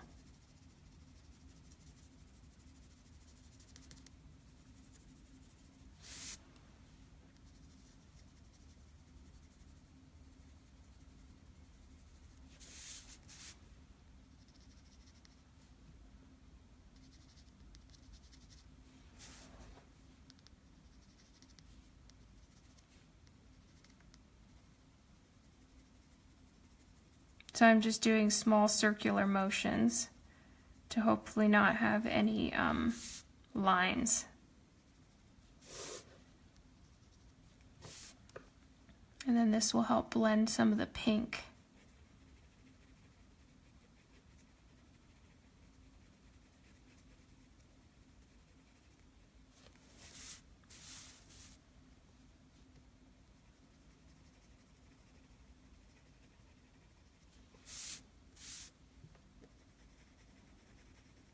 I bought these off of blickart.com, and the nice thing about it is that this particular set you can buy each pencil individually, so I was able to just compile only the colors I felt I needed, which is really awesome.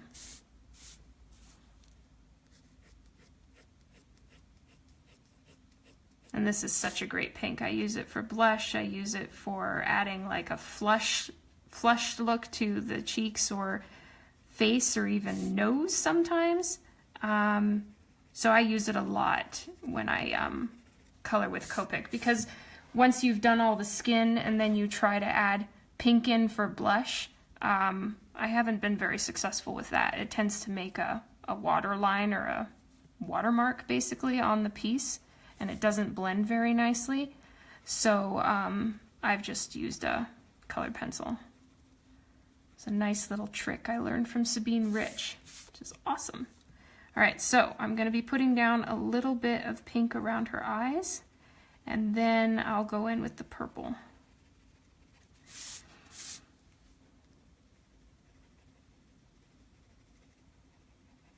So I'm not really worried that I'm kind of going over this hair section, because this is not a waxy based colored pencil. So as soon as it touches any kind of liquid, it turns into a watercolor. So it doesn't affect the Copic marker's ability to saturate the paper. So I can kind of color with this at will, switch back to Copic marker, switch back to colored pencil, and it doesn't cause any problems, which is awesome.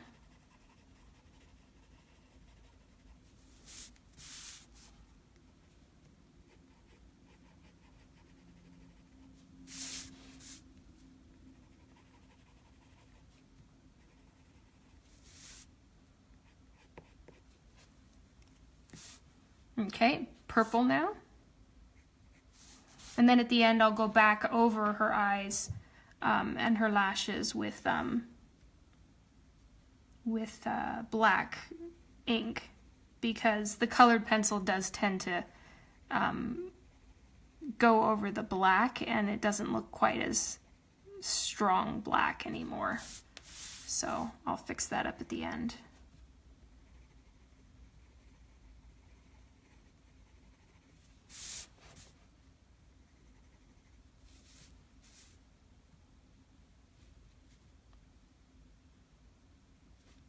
Oh, thanks for hanging around, Tony. Have a good afternoon. Oh, and thank you, John, for what you said about drawing eyes and lips. Thank you.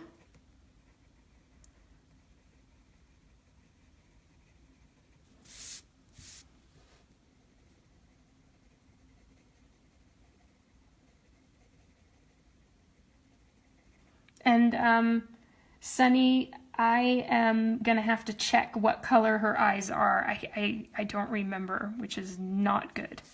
So I don't want to screw up and color them the wrong color. So I'm gonna have to check into that.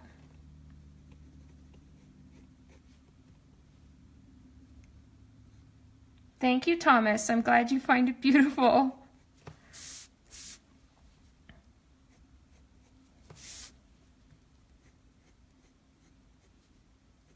All right, I'm putting in a little bit of a darker, I'm pressing a little harder to get a bit more purple down on her eyes. I was going a little too light.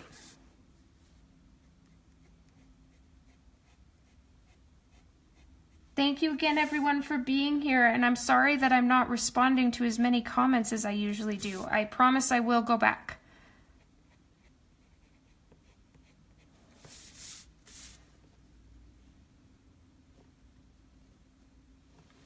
Oh, she has blue eyes according to a Google search. Thank you, Charles.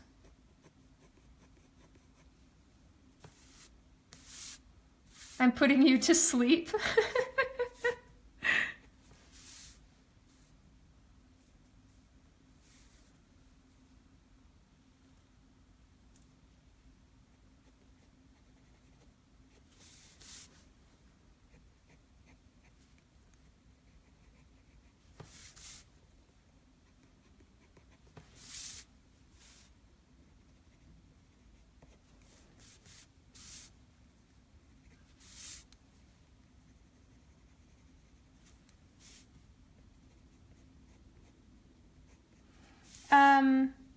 Mariana asks, have you tried to make realistic faces? Thank you for being here. I am primarily a comic a comic book artist, so I focus mostly on the comic book style, if that makes sense. I have tried to draw realistic faces and portraits and all of that stuff, but I'd have to say my preference lies in the typical comic book style, if that makes sense. Oh, John, you excuse me. I always forget that you can use pencils and Copics or whatever I need to get the effect. Yeah, use whatever you need. I know sometimes it feels like, you know, if you're going to use Copics, it has to be 100% Copic. And if you're going to use colored pencil, it has to be 100%. But man, just mix and match. Use whatever works. And whatever's going to make your piece the best. And whatever's easiest to use, I think. All right, I'm almost done with her makeup. I love coloring makeup on characters. It's so fun.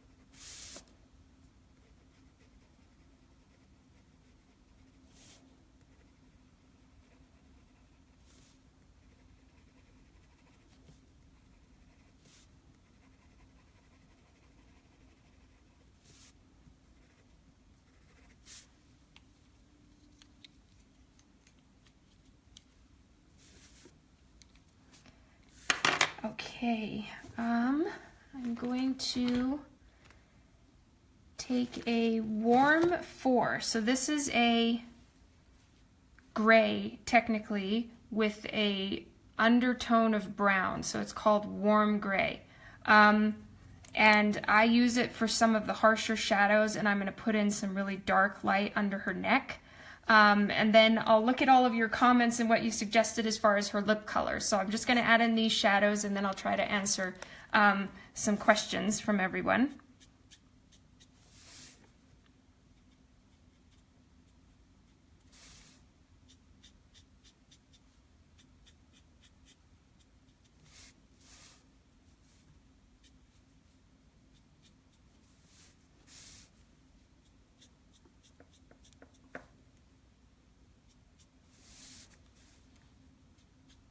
Okay, so there'd be a pretty dark shadow right here under her neck and her jawline. So I'm just adding that in. And again right here. And I will put blacking in there. And I might try with a warm, I'm just gonna put the lid on, warm 10, which is as dark as it gets. And I keep a dab pad for anyone who's new here. Sometimes I have a bad habit of overfilling the Copic markers because these are refillable. And so I have this here just to tap off any excess ink before I place the marker over the paper, because then you can run the risk of having a drip bleed onto the paper, and that is no bueno.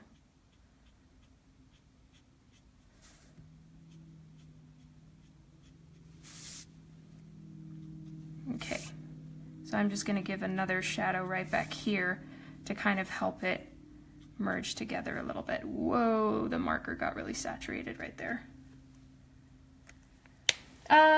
Christoph asks, would you do cons in Europe if asked? For sure I would. I'm actually an Irish citizen, so I would love to go to Europe and go to some conventions. It's just a matter of I guess being invited. Okay, now I'm gonna look through your, Yolanda, hey love, how are you? I'm glad you could make it. I'm just gonna check and see what everyone suggested as far as her lip color. Blend purple and pink for lips, so essentially like the same color as her outfit, her top. red lips. Yikes!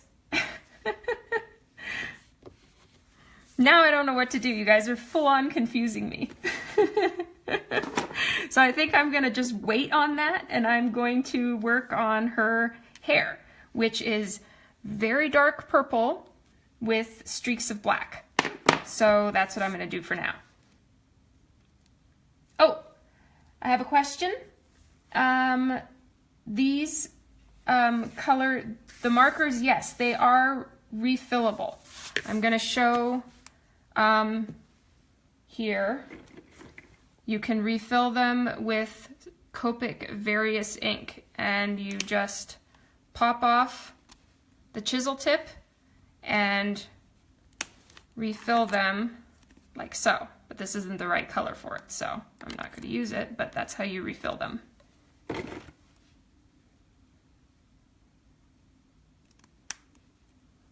There we go.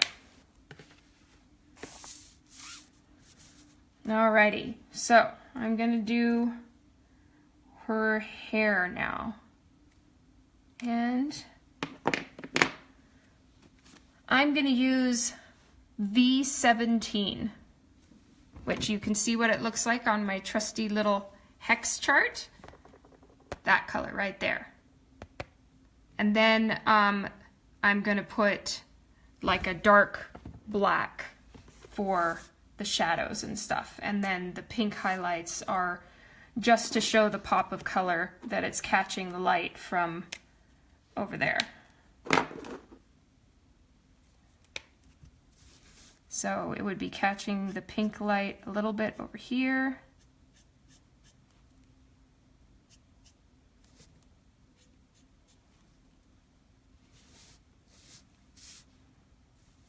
And I think that's it as far as where it would be catching the light.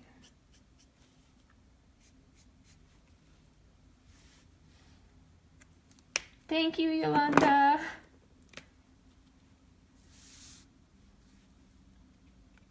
Thank you for being here, Charles. It was great to have you around. And I promise I will answer your question regarding digital art. I was able to glance at it quickly, but I couldn't see it all, but I will, I promise.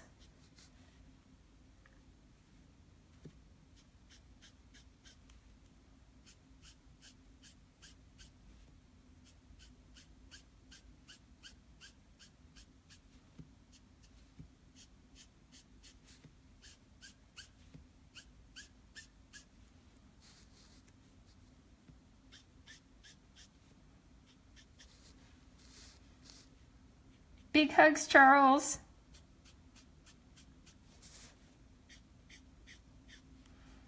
Thank you, Ricardo.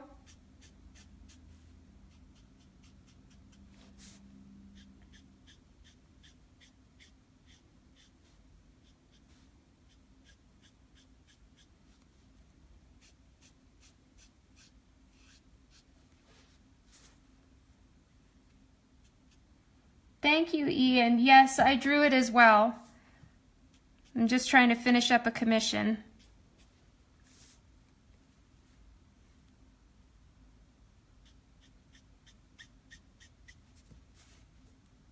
Oh, I'm using V17.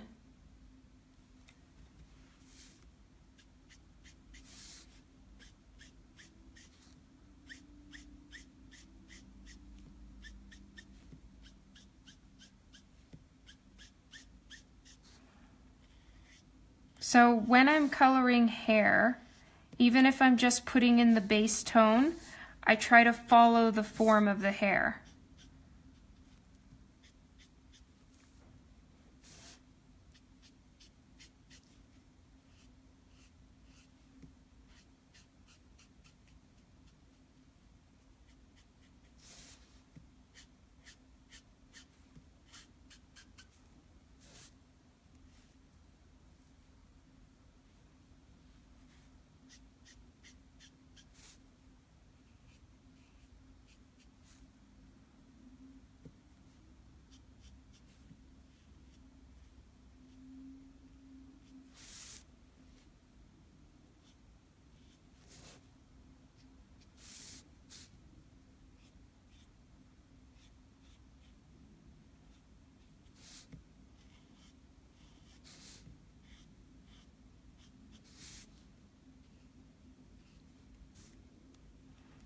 You're so sweet, Yolanda.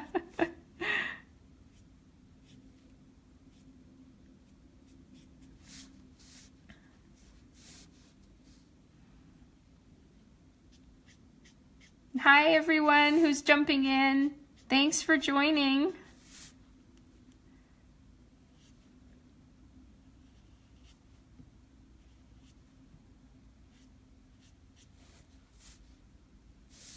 All right, I actually am going to leave that purple part of her hair without coloring it right now because I want to do the skin first, just to be safe.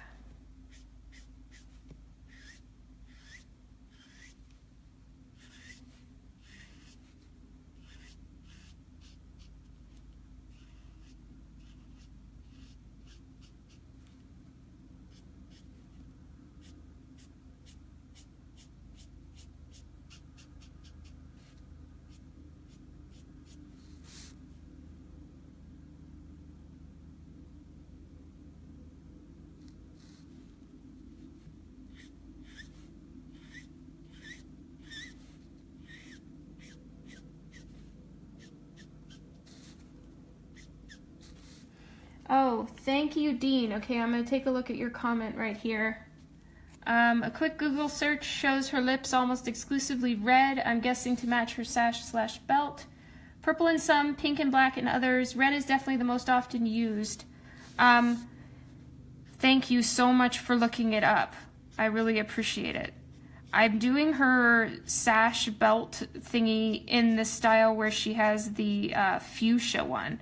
So I guess maybe we're just really having a purpley pink kind of day. I can imagine though that red is correct for when she has the red belt.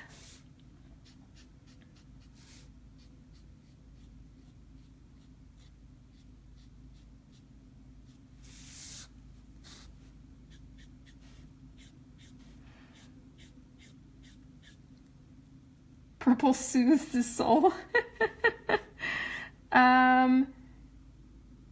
Someone asks, where can I get these markers? You can get them online.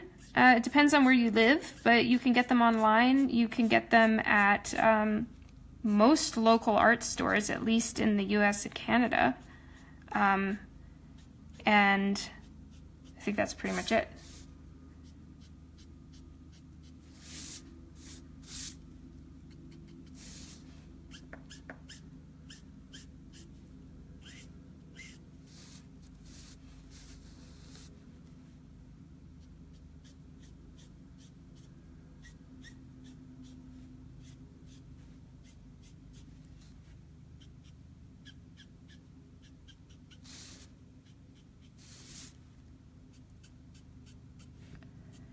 So I'm having the purple go on the shadow side of this little bang piece right here, but I'm going to leave the other side pink.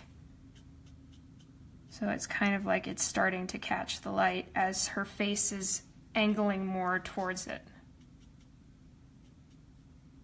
Like so.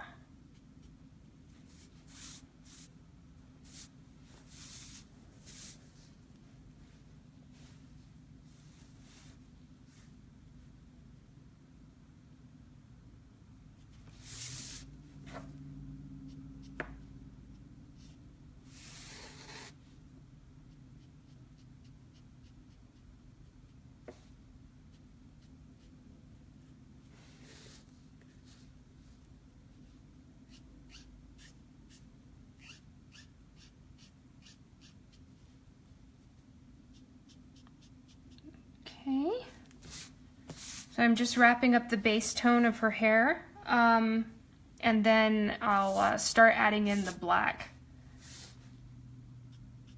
because her hair is black with some purple bits. I mean, every version of her outfit is slightly different, but at least the one I picked looked like it's a mixture of black and purple.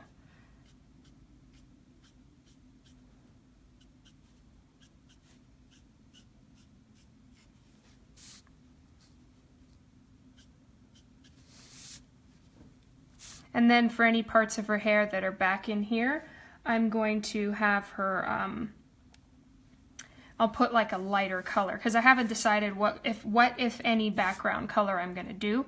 But I will fill in and soften out parts of her hair that are kind of further behind her back. It'll be a slightly more lighter color or desaturated in some way to show that there's depth and it's going back.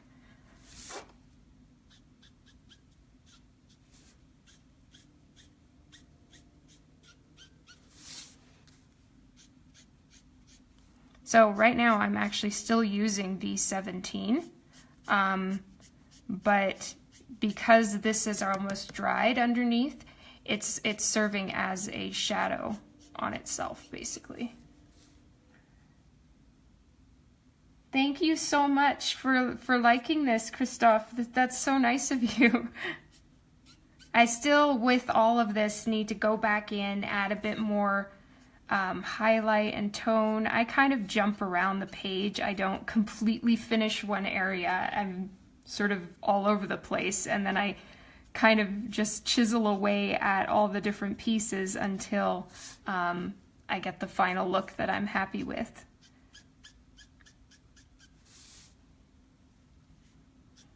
Oh, thank you, Yolanda. I will definitely try. It's really actually quite a lot of fun. It keeps me at my desk too.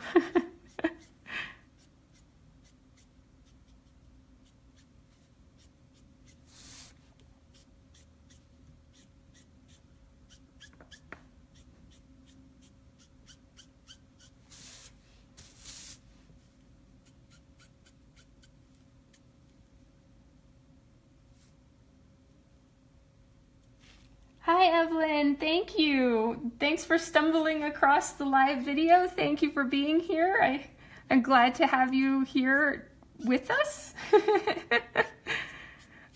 This is my first time doing a live video of Copic coloring, as far as I know. I know I've been filmed a couple times at conventions when I was coloring, but I haven't really done one myself. So this is fun. I apologize to everyone about the squeaky markers. That's just what they do.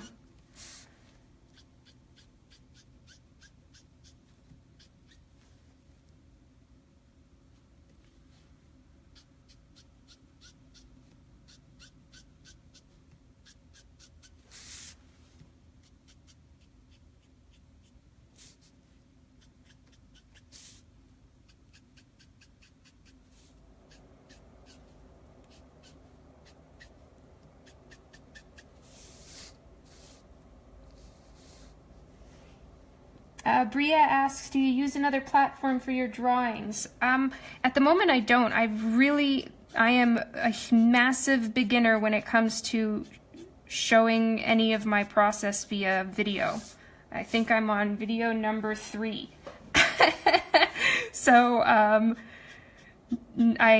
am not very experienced with this. I'm grateful to all of you who are hanging on with me while I muddle through the learning process, but no, I don't have anywhere else. There are a couple videos of me coloring at conventions on YouTube, or possibly only one, I'm not sure. But I didn't actually make those myself. It was just some really nice people that film you at conventions doing your coloring or drawing. But I haven't actually done any of this myself yet. So I'm new to this.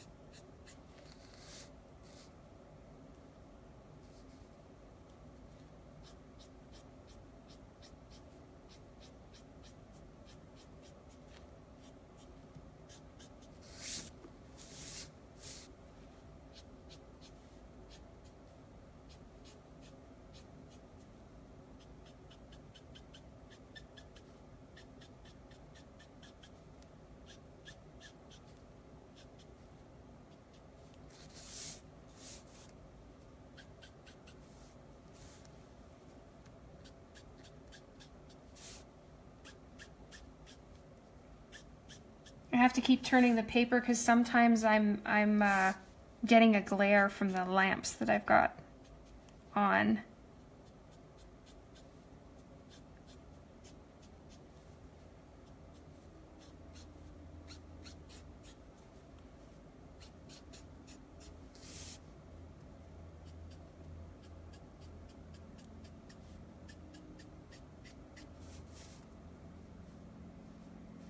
Oh, thank you, Christina.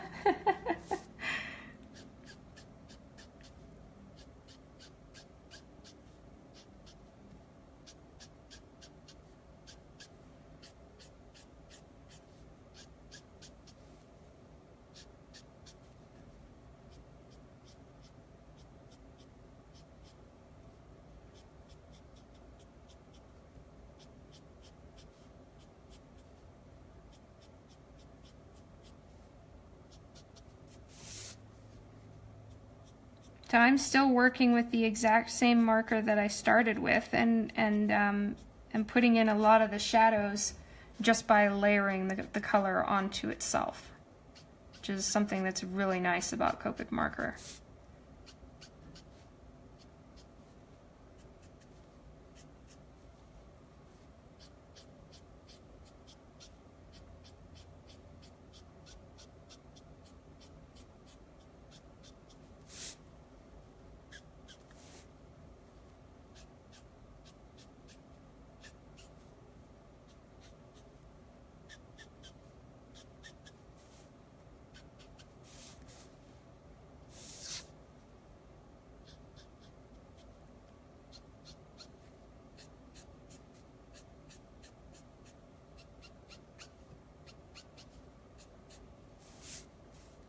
Oh, John asks, are you going to see Star Wars tonight?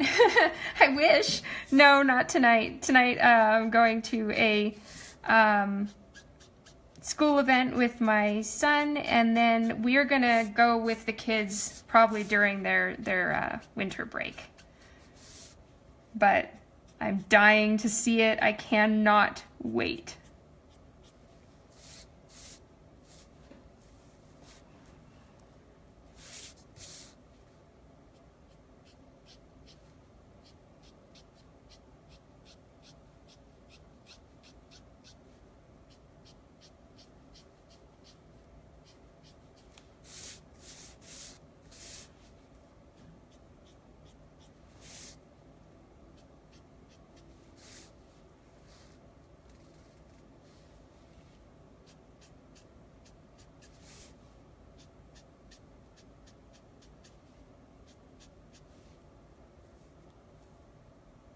Oh wow, you're getting in line 2 hours early? Damn! Do you have one of the ones where you can actually reserve the seats, or are you gonna have to just try to find the best seat you can kind of thing?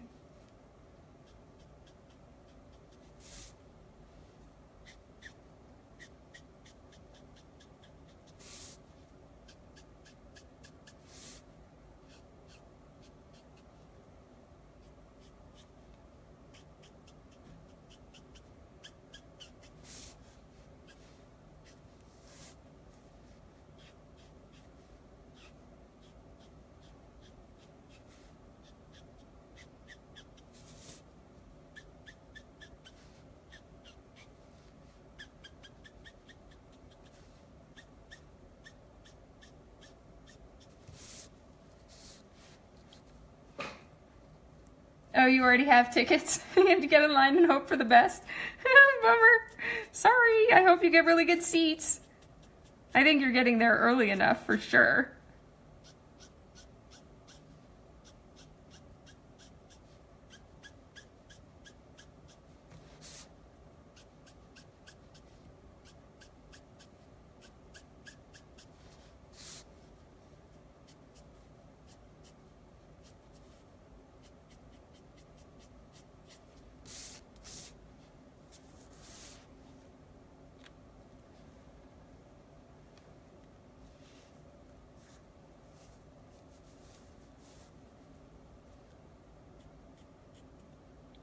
Okay. I'm almost done with her hair. Yay! You've never seen Star Wars, David?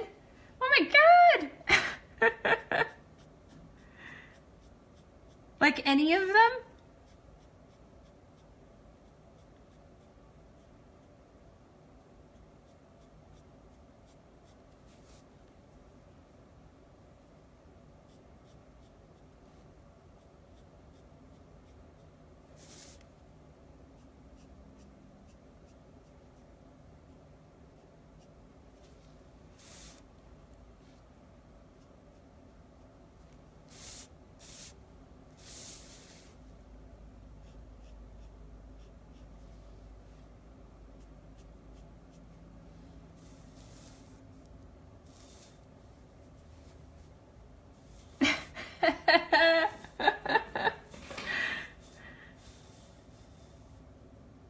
Rogue One was your first? Oh my God!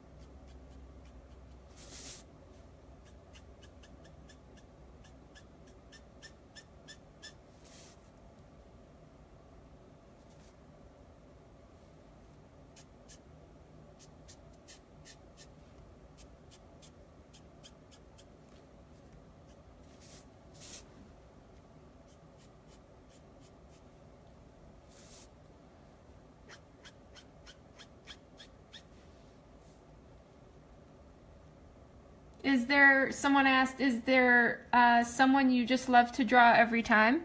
That's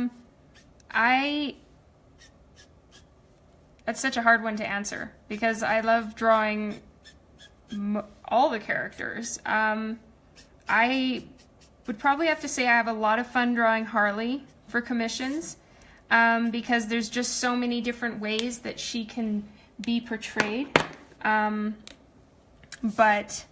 I really enjoy, and that's as a commission, right? For commissions, Harley's really fun, and but I also really enjoy drawing Wonder Woman. She's another one of my favorites.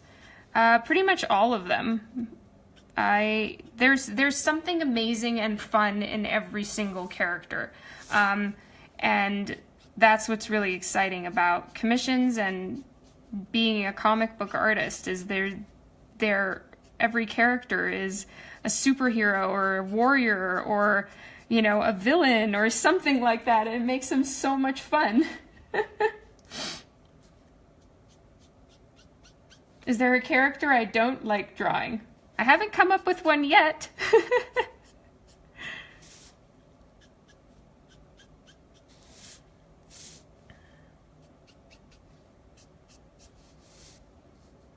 What's up with the glove on my hand? Actually, it's my sweater. It's just cold here, and I'm always cold, so I wear a sweater. But then I also will wear these kind of gloves. It keeps my hand from gumming up the paper.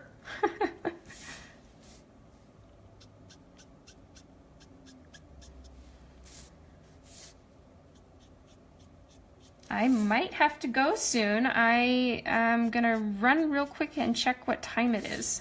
So I don't have a watch on me. So I might need to pick up my kids. So 1 second.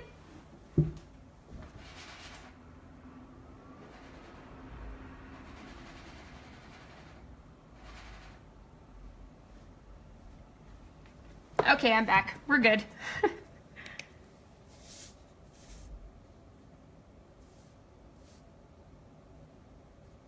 Yeah, gloves are really helpful. I have a bunch of different ones. If the clothes I'm wearing don't have these gloves, then I just wear some myself.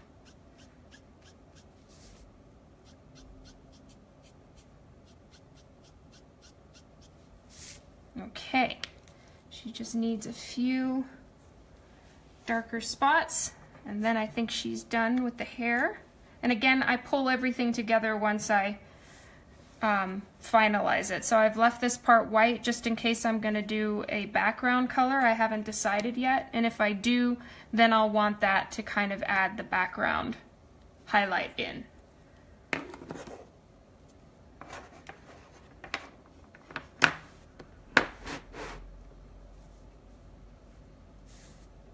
Okay.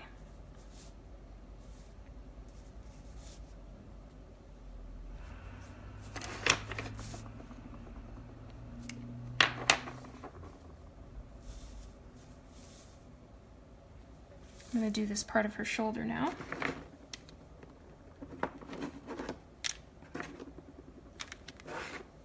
So for skin tones, I use E41 as my lightest, and then this is in proper order. And these are my main skin tones that I use.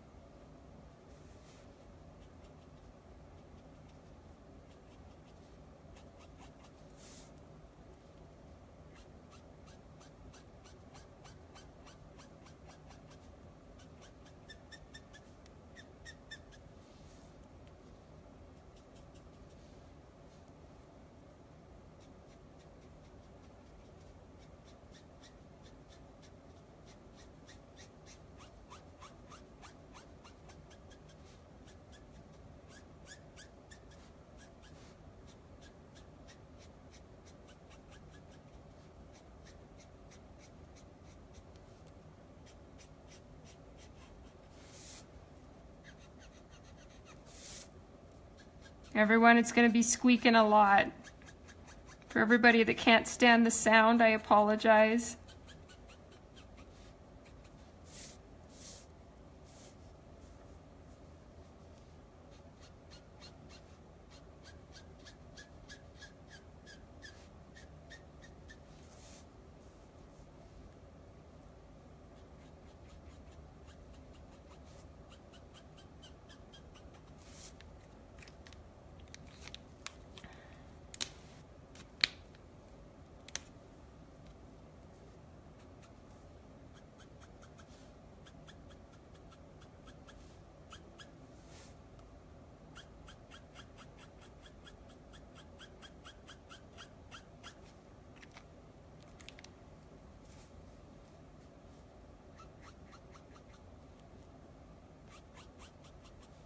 Yeah. They make the same sound probably on most types of paper, I'd imagine. A couple people have said, though, that it's like nails on a chalkboard for them today. So I feel sorry for everybody who has that trouble. Oops.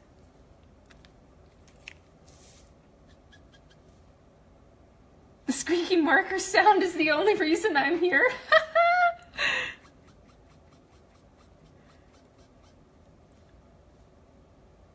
Oh, I refill my Copics, so they last forever. Okay, I'll finish her eyes and lips, I promise. I just can't decide what color to do her lips. But yes, I'll work on that as soon as I'm done right here.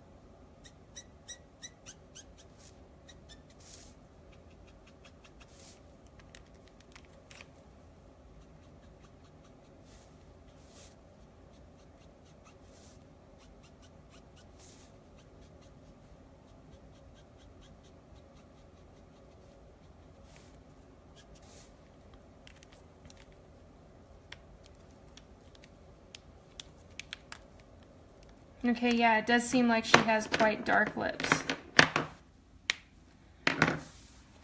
All right. Let's do this.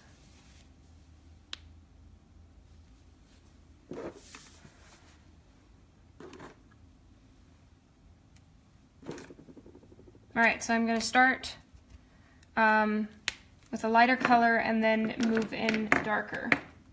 These are Copic, yes, Caitlin. So there's going to be highlights. Oh, thank you, Thomas. All right, can everyone see?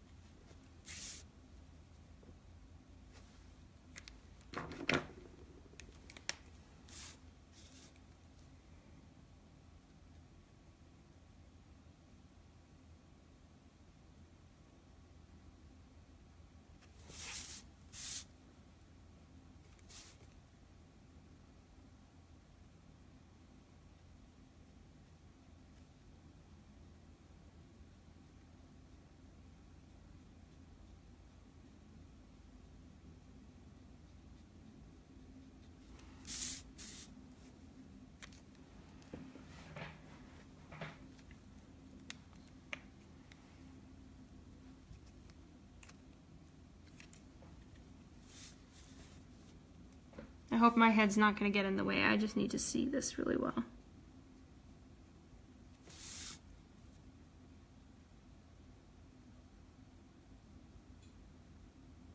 I did not ink her lips.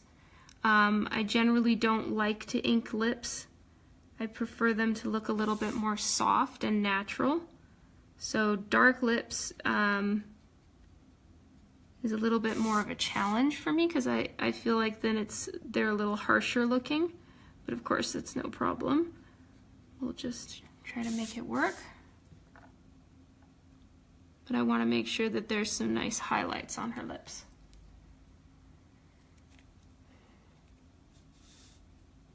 Have I ever sneezed and totally effed up a project? No, not yet. Thank God.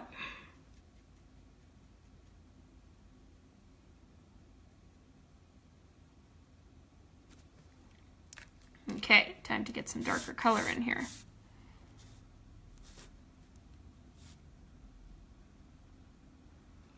With lips, I tend to blend a lot. So I'll spend quite a while on the lips.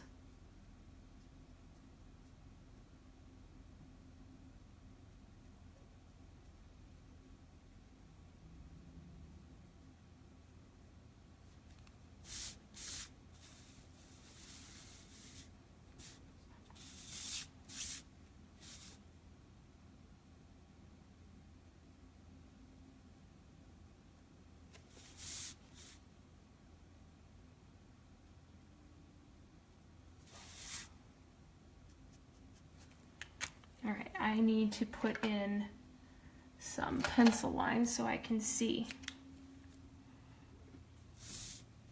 The reason why I'm doing it with pencil instead of with pen is I feel it's just a little softer and makes her lips look more natural, even if they're dark.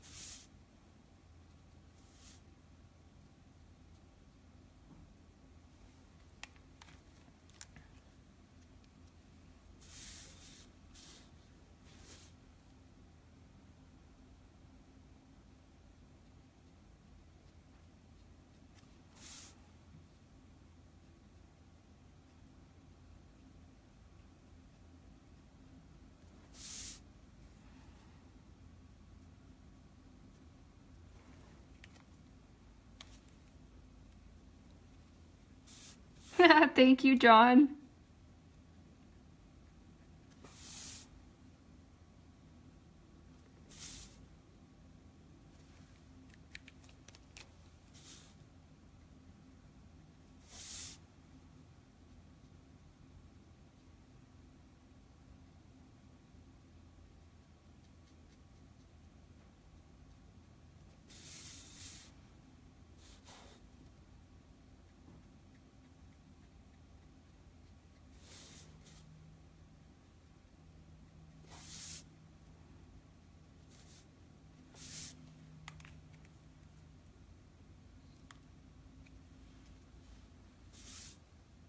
Okay, I'll leave that highlight. Thank you, Thomas.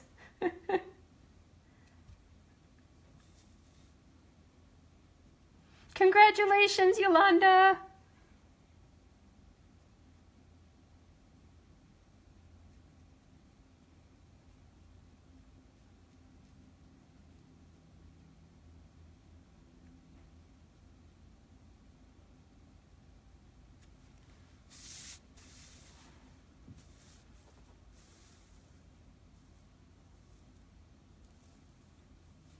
Oh, John, I'm so sorry that I whizzed by you. Bummer. You plan on being an artist alley at NYCC next year? That is awesome.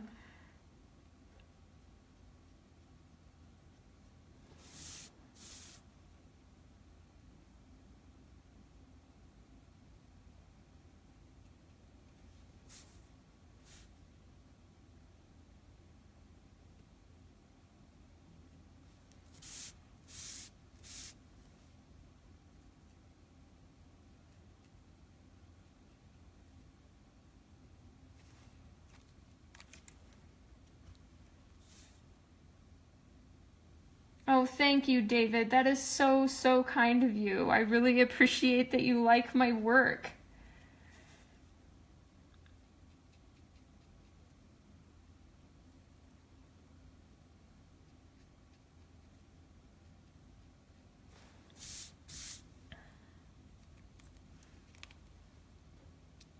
Hey, Angela.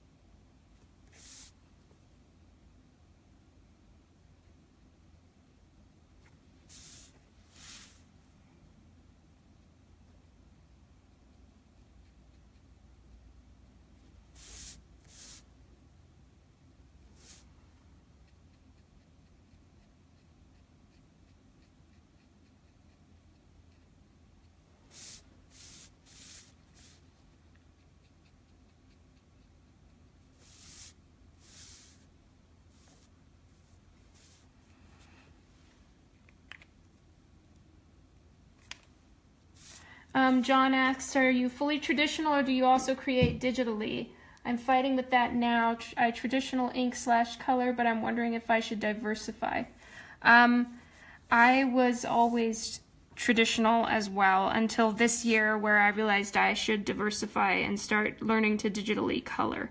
I'm still a traditional artist, like I draw with paper and pencil and all of that, but when it comes to coloring, for the most part, I work digitally, except for commissions, and then this series that I work on with the interiors called Divinica, that one is colored by traditional as well, mixed media.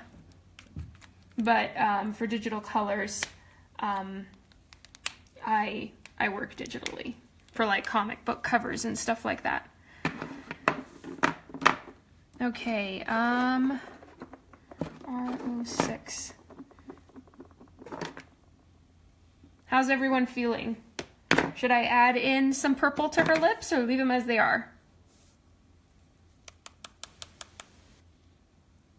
Thanks for staying with us for a while, Dan. Have a great afternoon.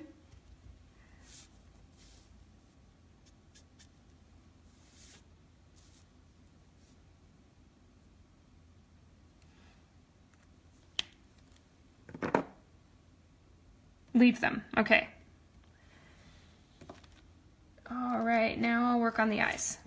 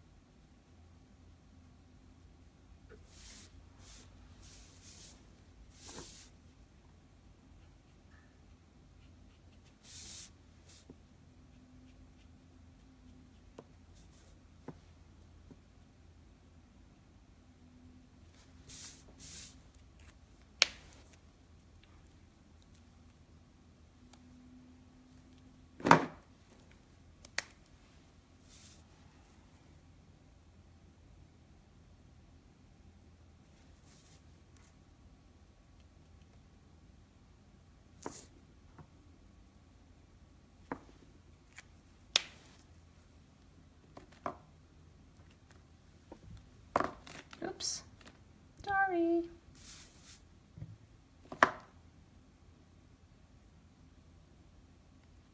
Just looking for a color. Here we go.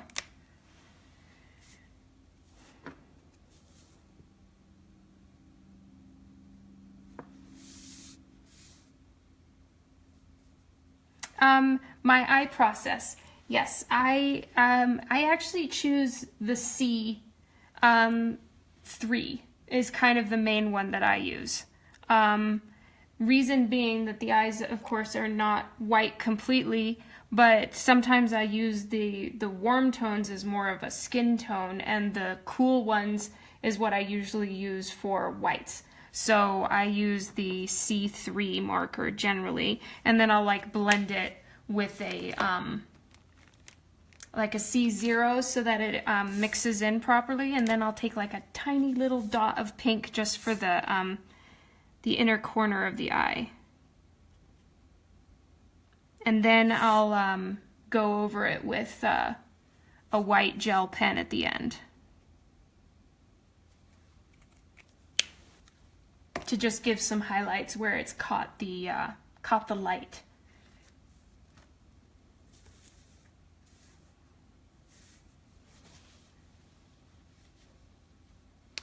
Okay, this is where it's at right now, and I need to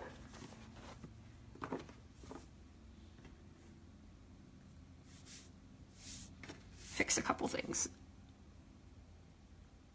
And yeah, Copic coloring takes a long time, especially to blend. But now I'm going to work on blending in with this back arm right here, and then I'm gonna need to go pick up my kiddos, and I'll finish the rest tonight. Oh, thank you, John Dixon. I'm glad that this has been helpful. That's made my day. Thank you so much.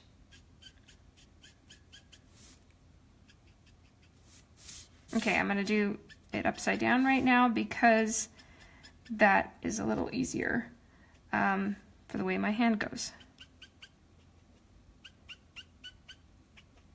So right now the plan is to start merging away from this, the whole pink and power and all of that, into the actual leather of her arm.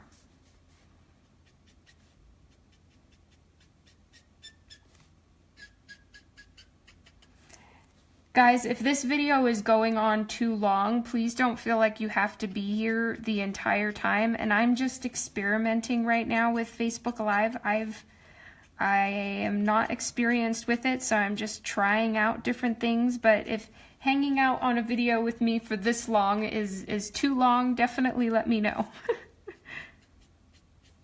And of course, no one has to stay at all. How long does it normally take for a piece? God, some can take an entire day, which is what this one is to color it.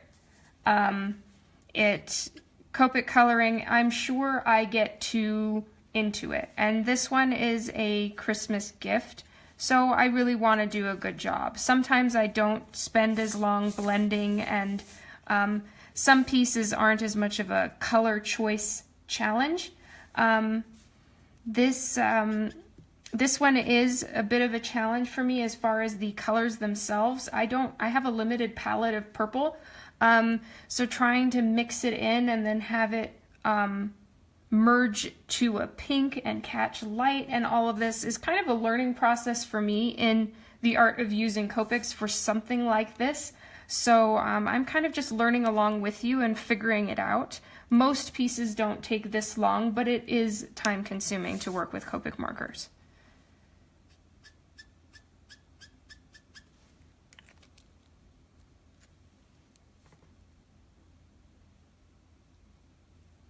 Oh, thank you, Brenda.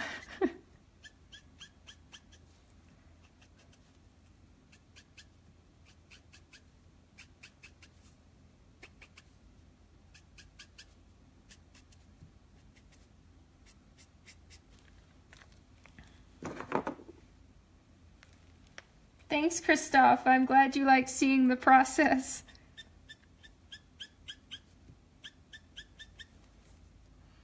All right, so this part of her arm is facing away from the power of her hand, so it wouldn't have as much pink in it. It's going to be more purple. And then it'll start blending into pink as it's facing.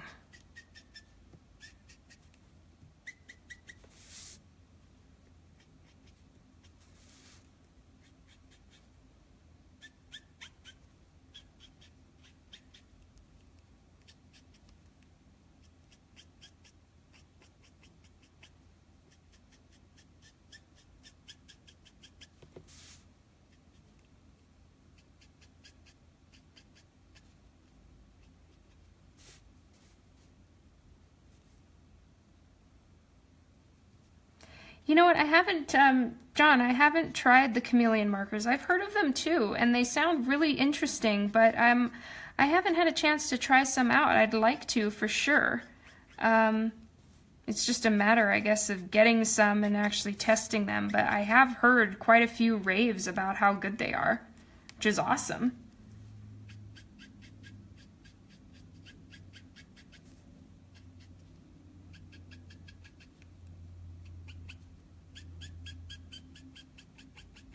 Squeaky, squeaky.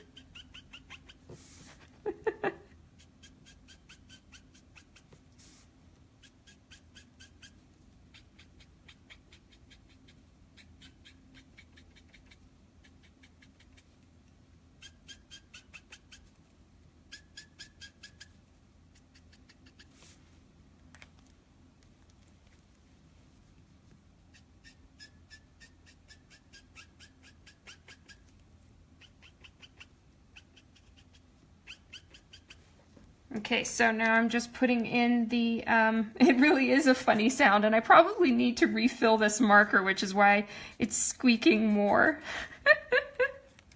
Sounds like I've got like mice at my desk or something. I promise I have no mice. I have a cat, no mice.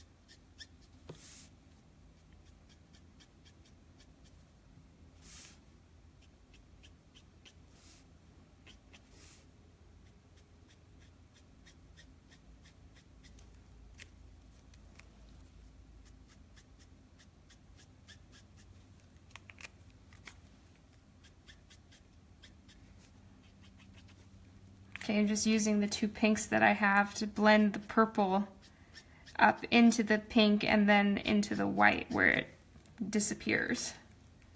So that's what I'm working on right now.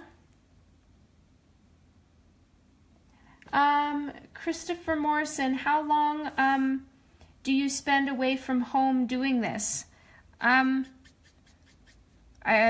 you mean doing commissions? Because I actually work from home, so that makes it nice and easy. As far as doing commissions at conventions,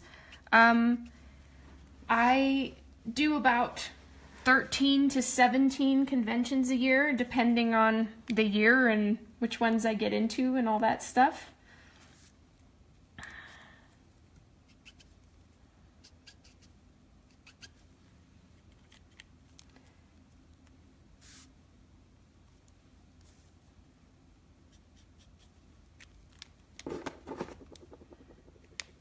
Okay, now I need to add in some darker shadows.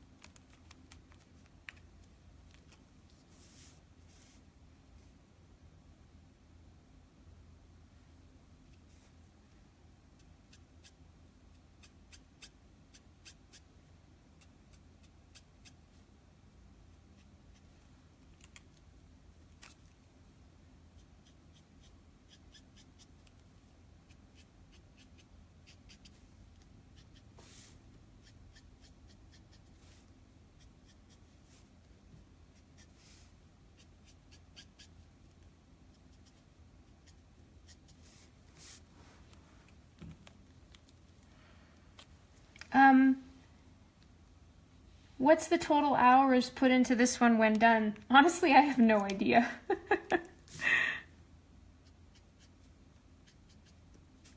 Definitely enough, that's for sure. Possibly more than I should, but I really enjoy coloring, and this is part of the commission contest, and I want to make sure that she gets a really nice piece. So I'm doing my best.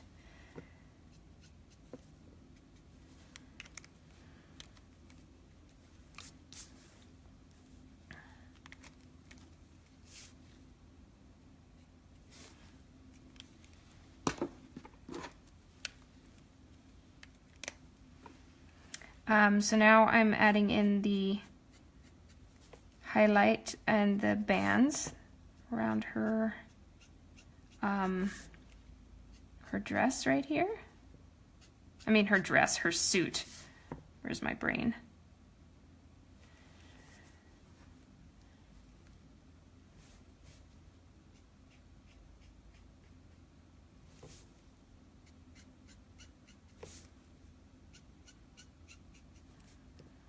All right, so this is fuchsia. I never know how to pronounce that word, fuchsia. And now yeah, as soon as I'm done with this part, then I will go into working on her sash. And that's gonna be fun and pretty.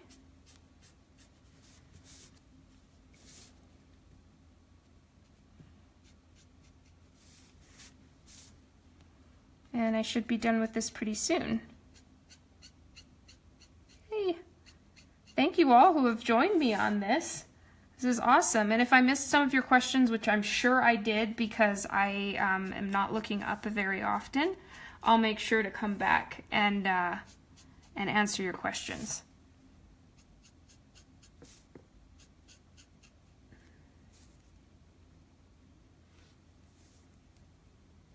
Jessica asks, I've never used Copic before. I always layer darker tones on top of lighter tones when using colored pencils. Can the same be done with Copic markers? Yes, it can. Copic markers are actually really good with layering darker tones on top of lighter ones.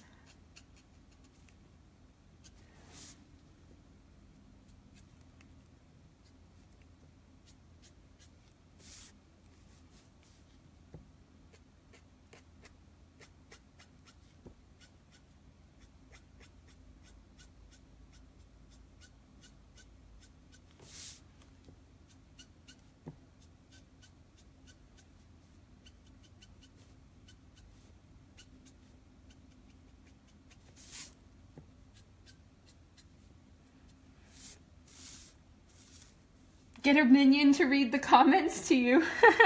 Yeah, that's true. I need that. The moment all my kids are at school and my husband is at work, so it's me and the cat.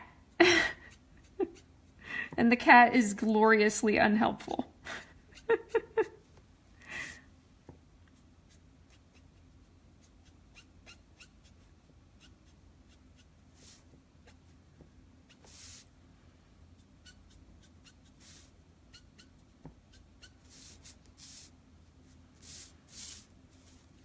Okay, I am loving this fuchsia color.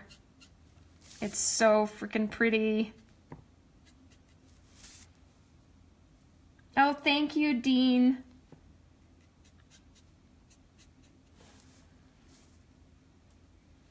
Tamar Turner asked, did you draw that? Yes, I did. I drew and inked it, and now I'm working on coloring this commission. And this one is a Christmas present that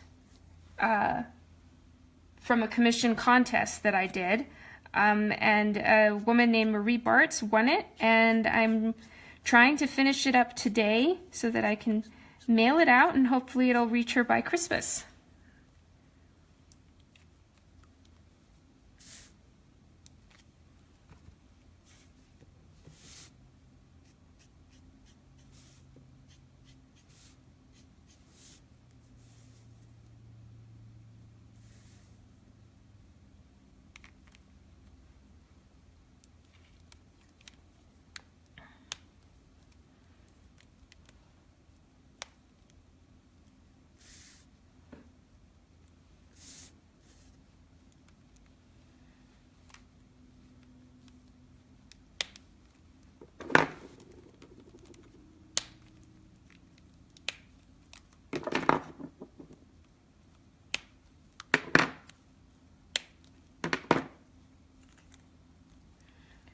Okay, I'm going to take a look at some of the questions, and then I'm going to take a short break.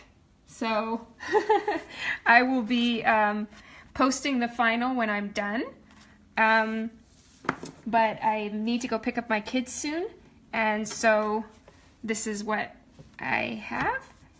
And thank you all for being on with me. And I really appreciate it. Well, there's lots of comments. Thank you all. I will finish everything up and then post a picture when I'm finished.